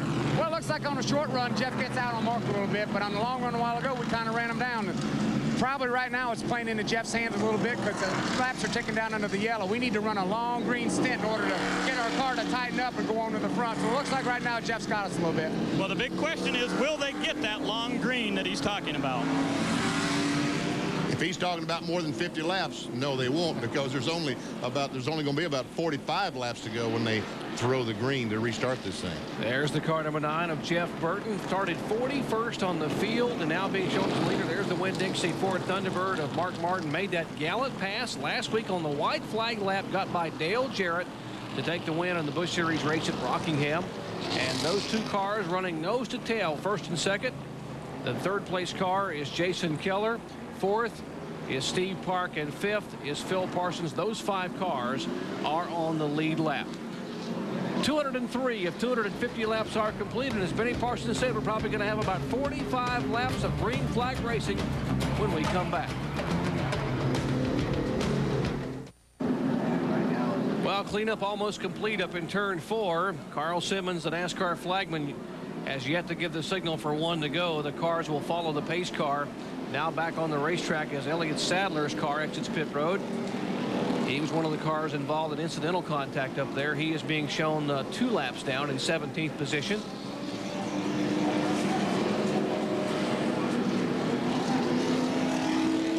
And Bill Weber is caught up with last year's winner here. That would be Jeff Purvis, who sits in his car behind the wall. I know you're disappointed. First of all, what happened, Jeff? I just got in the tangle up there and going into 3 and 4. You know, this 2 weeks in a row. This makes it rough on us. You know, we don't have a sponsor. You know, we're running good. We're not having much luck. Obviously, your crew's working to get you back out there so you can keep gathering points toward the championship. Yeah, it's slowly slipping away, though. Well, he's not very happy. He was cordial enough to speak with us, but he's very disappointed. Thought he had a good car here today, and certainly had high hopes of successfully defending his title here at Richmond. Not today. Well, Purvis not having a good beginning. Finished 9th at Daytona and 33rd at Rockingham. Well, coming up next, we're going to go out to Tucson, Arizona. The NASCAR Craftsman Truck Series Napa 200. Exciting truck action in Tucson. What a great one. That should be sunny afternoon. Dave Despain will have all the action out there. Our flag-to-flag coverage of Craftsman Truck Racing from Tucson. And then following that, of course, we'll have our happy hour show back here at Richmond, Virginia. The car number 8 on pit road, he will get left side tire. Trying to position himself to get up there and maybe get back in the lead lap. He gained 1 lap back on this last little run we had. He was 2 laps down as a result of a green flag pit stop. Jeff had run up there with the leaders all day long, made that green flag pit stop. A couple laps later, the caution came out, so he got caught in that respect. He's made up one of those laps, trying to get himself in position to make up the other. There are 5 cars that are 1 lap down. This car is not a lap down. He's on the lead lap. He's in 5th position. Phil Parsons has nothing to lose to come in and change tires. Great strategy there of Phil Parsons coming in and taking on tires here right now. He was the 5th place car, only 5 cars in the lead lap. He can go back out right where he was, and he'll have fresh tires. So that we have seen today just what an advantage that new tires are. Well, it won Mark Martin a race last week down at Rockingham, and like you say, we've seen how it has worked here today. And that's what a stop paddle looks like. Not hard to see at the end of pit road. Of course, Randy was more focused on trying to get out. Now they got the go out, meaning the field has gone by. So Bill Parsons coming down pit road will be able to go by the end of pit road, as will Elliott Sadler. Remember last year in this race, 15 laps to go, Jeff Purvis came in and put on tires and won the race. That's how important fresh tires are. As LaJoie exits the pits, let's check in with Bill Weber. Well, 4 tires for Randy LaJoie. He's obviously going to try and pick up some valuable positions. When Phil Parsons pitted, they talked about bringing in the 3-car feed park to put on 4 tires. In fact, they leaped into action. They got the signboard out. They got on the wall. They got off the jack. They had the tires ready. Then they changed their mind and left them out there. Bill Parsons trying to get back up in position. He is the 5th place car on the lead lap, but they're going to throw the green this time by, and he's got a lot of cars he needs to try to get by to get up there. Yeah, he's trying to get up there, and he has to be there by the time you get into turn 3 up. So unfortunately, he's not going to get back up there where he was because of everybody else jockeying for position 2. That's going to hurt Phil. Oh man, tough break. Cost him a lot of track position. Just simply couldn't get back up there. Well, a smart move strategy-wise to get those fresh tires, but he just could not get back up into position as the green comes back out here with 209 laps complete. And look at all those cars running side by side that he's got to try to pass. Dick Trickle, out as we watch Phil Parsons there. Dick Trickle is out in front of Jeff Burton up front there, trying to get one of his laps back. There he is, the red car in front of Burton. How about giving a hand to Steve Park? He's never driven a lap in a Busch Series car at Richmond International Raceway. Has been on this track in a modified only. That one a few years ago. What a job the youngster is doing, 29 years of age, in his first year with Dale and Teresa Earnhardt. There's the car number 3 of Park being shown in 4th position. Well, this is playing into Mark Martin's hands. Right now with Jeff Burton being held up by Dick Trickle, lets those advantage that he has slip away while Mark Martin gets some laps on those tires.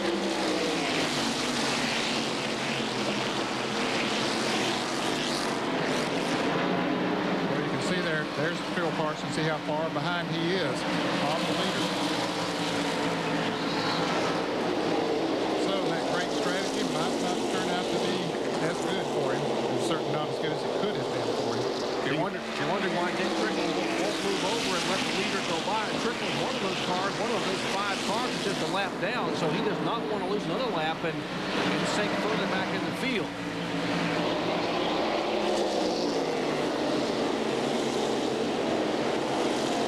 Being shown in the 11th position.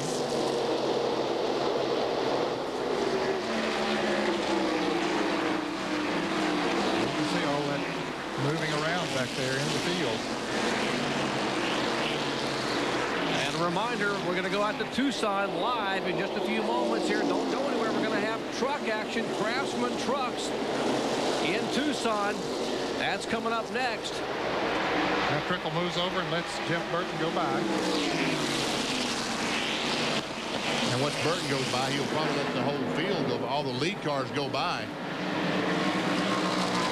And all the 4 lead cars that are in the first 4 positions are right up there in front. Now they have no lap cars associated with them. And we are told Michael Dockman is on the pole out of Tucson. The Napa 200 coming up next. So a little bit of a surprise in qualifying. Great run for Dockett. We'll have all that action, flag to flag. It's coming up in about 34 laps. We get the conclusion of this 250 lapper here at Richmond International Raceway. That is the Pennzoil Dodge truck. And the 3 is just taking over the 3rd position, moving past Jason Keller. So Steve Park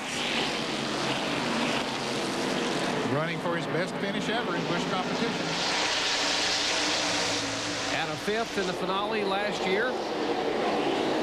Steve Park had a good run last week at Rockingham. Had it go away though. Ended up finishing 32nd. Finished 7th at Daytona, the season opener. Let's check Phil Parsons' speed with the new tires. Although he's been trying to use up those tires with some traffic back there, and yeah, I can't imagine that it's good, and it isn't because he's running in traffic back there, running side to side with race cars.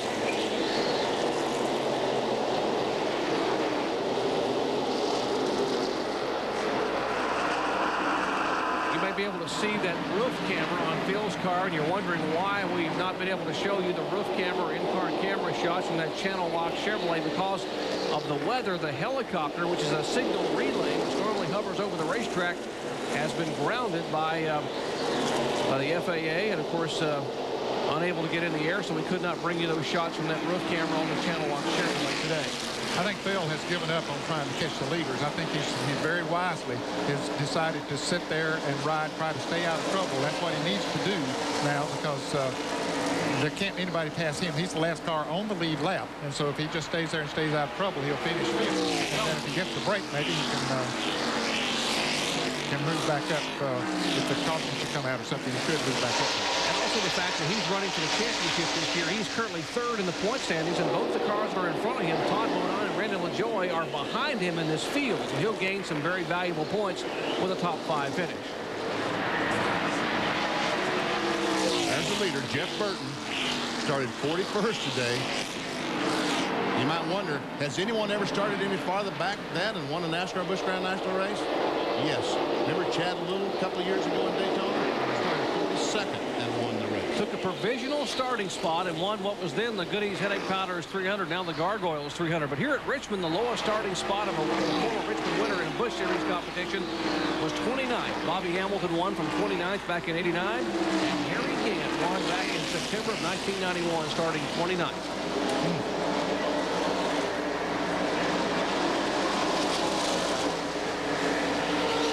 There we see just how far the field is behind the leader, and you're right, Ned.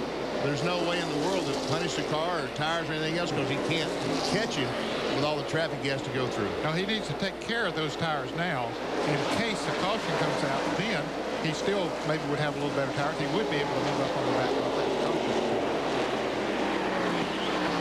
Track gear, car number 9. That's the efforts of Jeff Burton from 41st position. Ford Thunderbird. And as we watch these cars go down, Dick Trickle just blew up as we went by here. Yeah, started to say smoke coming from his Duraloo Chevrolet. And I might mention that Jeff Purvis is back out on the racetrack now. Of course, he's many laps down, being shown in 37th position, 40 laps down.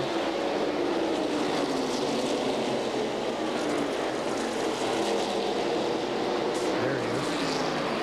Purvis, car number 4. Trying to get some valuable points. He came into this race 18th overall in the point standing, just 4 points behind Mike McLaughlin, who was in 17th overall. It has been a dominating day for Jeff Burton. He has led 157 laps, started 41st. Currently our leader. That's the most amazing number, I think, on the whole thing is he has led 157 laps after starting 41st. So it didn't take him very long to get there. And folks, we'll remind you to stick around. In about 10 minutes or so, we're going to go out to Tucson, Arizona. Michael Dockett on the pole for the Napa 200 NASCAR Craftsman Truck Series event from the Wild Action Track out in Tucson. Well, that should be a barn burner. Talking about action, that's the home of Winter Heat. And they will light it up out there in the Craftsman Truck Series. That's coming up at the conclusion of our Hardee's Fried Chicken Challenge 250 in about 10 to 12 minutes. Great little race. I got Tucson, about 3/8 miles. 3 different banks, 6 degrees on the bottom roof, 9 degrees in the middle, 12 degrees on the top side of the racetrack. Lindsey Sellers has great competition. And Mark Martin not able to, and that receipt, there's the, that might be a break for Phil Parsons. It's Tim Bender. Caution is out. Well, indeed, Phil Parsons, who was being patient, may have saved those tires and may have gotten himself in position to maybe improve his finishing spot. There's a Channel 1 Chevrolet. The 6 caution flag today does indeed be shown to the field. Tim Bender's spin out of turn 2.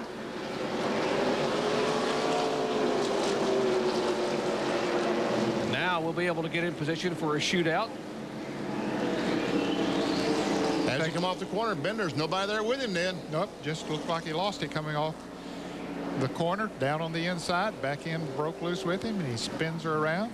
Looked like he makes almost a 360 there. Now we wonder if any of these other drivers might pit. Mark Martin's going to, Steve Park's going to, Jason Keller's going to, and they want those fresh tires, and that's going to take away the strategy that Phil Parsons had and put it in the hands of 3 street drivers. Let's go to the pits and race. Well, Ned, the number 60 Winn-Dixie Ford of Mark Martin is in. They're going to the right side. Martin won both the races here at Richmond back in 1993 in this Busch Grand National Division. They're putting about a half a round of wedge in the right rear, and now they're coming to the left side, so they are going to go for 4 tires. Bill Weber? Steve Park had never raced a lap here in a Busch car. Now he's going to try and win it on strategy. Jason Keller's going to beat him out of the pits. They got right sides on the 3 car. Now they come around to the left. His hood is bashed in just a little bit from contact on the racetrack. The 60 goes by. Now the 3 car starts to roll away, stops, and then continues. Kyle Petty, a thought. Jeff Burton's car was, they acted like they were going to pit. They got everything on the wall. They didn't pit. Everybody behind them did. That's not a good sign. They're all shaking their head down here now. I think they feel like that they watched Mark do it last week, and they watched Mark come from the back of the pack and win the race. I think they may feel like they may have made a mistake right here. Only time will tell right now. Well, if new tires continue to be the advantage they have been all afternoon, that indeed may be a mistake on Jeff Burton's crew's part, not calling him in. We'll find out when we come back and we restart it at Richmond in just a moment. Back at Richmond International Raceway, 25-lap rule being invoked by the NASCAR Busch Series. That means a double file restart with the lead lap cars on the inside. That means Jeff Burton will lead Phil Parsons, the 57 car of Jason Keller, and Mark Martin, as the 57, 60, and 3 have pitted. They are on fresh tires. Burton has not come in for tires, and Phil Parsons pitted about 20 laps ago. Back to green flag racing. Well, it'll be interesting to see how much those new tires make a difference. Now, Phil has a good many laps on his tires already. He's already got the new worn off of them. And I don't think he had another set of tires left, probably. I think 3 sets of tires during caution, so he didn't use those up. Jason Keller with those fresh tires on the inside of Hermes Sadler. And Jeff Burton wants to get by the 8 car of Jeff Green as quick as he can and try to get as much of a lead as he can on those other guys. Make them use their tires up trying to catch him. Here comes Mark Martin. Jason Keller closes up right on the back bumper of Phil Parsons. Jason Keller, red 57. Now, Steve Park didn't get through the traffic quite as good as Mark Martin and Jason Keller did, because they were up in front of him. But here's Keller now trying to make the move on Phil. Didn't quite make it there. And here comes Mark Martin. He just dove to the inside. As Keller now tries it on the outside. Those fresher tires, boy, you can see what a difference it's made. Keller only took on 2 right side tires. Martin took on 4 fresh tires, but any tires makes a difference. And you see Keller going by Parsons, and now Martin will pull up to be door-to-door off turn 2 in a challenge for the lead up the backstretch. Wow, what a difference those tires make. The man that has dominated this race all day long now is going to get passed simply by tires. And don't you believe those Winston Cup guys in the garage are watching this, knowing how important those tires are. Jeff Burton trying to hang on. He can hang on for 10 laps or so. And we see the 99 car, Ben Allen spin, and That's 29 of Elton Sawyer. Joe Bessie spins into the side of the side. Keep her rolling if you can. Keep her rolling if you can. And I don't think he'll end under caution because we've got too many laps to go. But if they did, I think Jeff Burton beat him to the line. And even if they do get restarted, that's going to be an advantage because he's going to have a full car length in front of him instead of being run side by side. Well, right in front of Burton and Jason Keller was Joe Bessie's car trying to get right, and they had to split Bessie. Not to run into it. Glenn Allen brings the Luxair car, the Bill Papillon machine. Here's the race to the line a moment ago. See who got it back to the stripe first. Okay, here we come, and let's see. There's the stripe, and it's Burton. Wow. Who is it? I think it's Burton down on the inside. I think his nose got to the line first. I tell you what, it is so close. Yeah, the 9 cars. And Steve Park is back on pit road. The car number 3 came in for a pit stop a moment ago. They come back now. You see the donut on the right side? Someone has knocked the quarter panel in on the right rear tire, so it's smoking. But we had so much action going up front, I couldn't get in to see it. They're trying to get that fender off the right rear tire. Well, now if they restart, it'll be the 10-lap rule, I guess, which means they'll have a single file restart with lead lap cars up front, so there won't be any traffic there. And now Jeff Green has finally gotten both of his laps back. He's back in the lead lap. There's 6 cars on the lead lap now instead of 5. Steve Park getting that sheet metal pulled away that Benny was talking about. Sparks from beneath the left rear of Joe Bessie's cars. He's still back at the back of the field. There's the front of the field with Jeff Burton, who has dominated the afternoon. Now the 7th caution flag being shown here on lap number 239. They will click off 240 that time by, make it 241. And there's the metal dragging from beneath the power team machine of Joe Bessie. Well, the left front tire's gone flat, and the chassis is dragging the racetrack. Now the difference on the restart this time is the fact that it'll be under 10 laps. And so all the lead cars will be out in single file. It'll be a single file restart. And so that's going to help Jeff Burton. Well, we're going to have a shootout here coming up in a moment. These final laps at Richmond. Then we're going to go out for a shootout Western style. The Napa 200 NASCAR Craftsman Truck Series trucks will get it going. Michael Dokken on the pole out there. How about that effort for Dokken?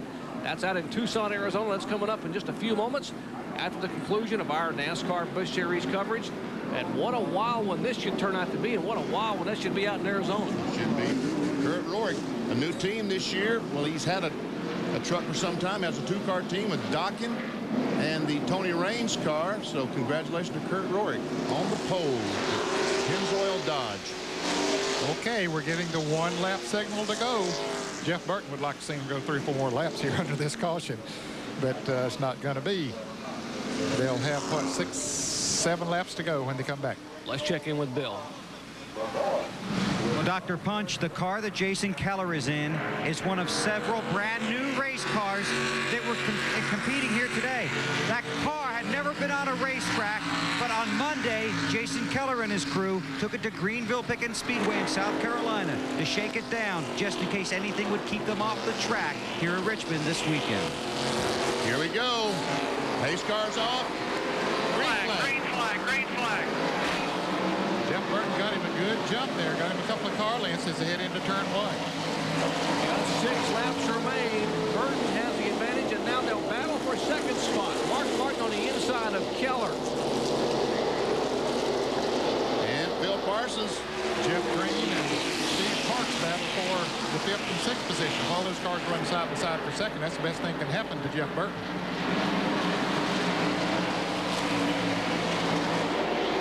Still side by side. 5 laps to go. Next time by, they battle door to door. Jeff Green back behind that battle. He is in 4th position. Got to hand it to that guy. He has come from 2 laps down as a result of a green flag pit stop and got right back in this thing. And has a very good race car. Steve Parks in 5th place. Phil Parks is in 6th. Boy, Jeff Burton just loving it, looking back in that rearview mirror and seeing those 2 cars side by side.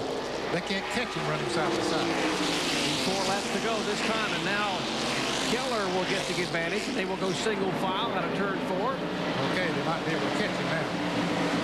Now Mark Martin, is he's trying to the inside of the track, and he might feel he has a tire going out or something. No, he's trying to block the 8 car from getting on the inside of him down the straightaway. Trying to block the 8. That's why he moved down to the inside. Well, 2 car lengths separates Keller and Burton up front. Now making a car length and a half. There's 3 laps to go. That time by.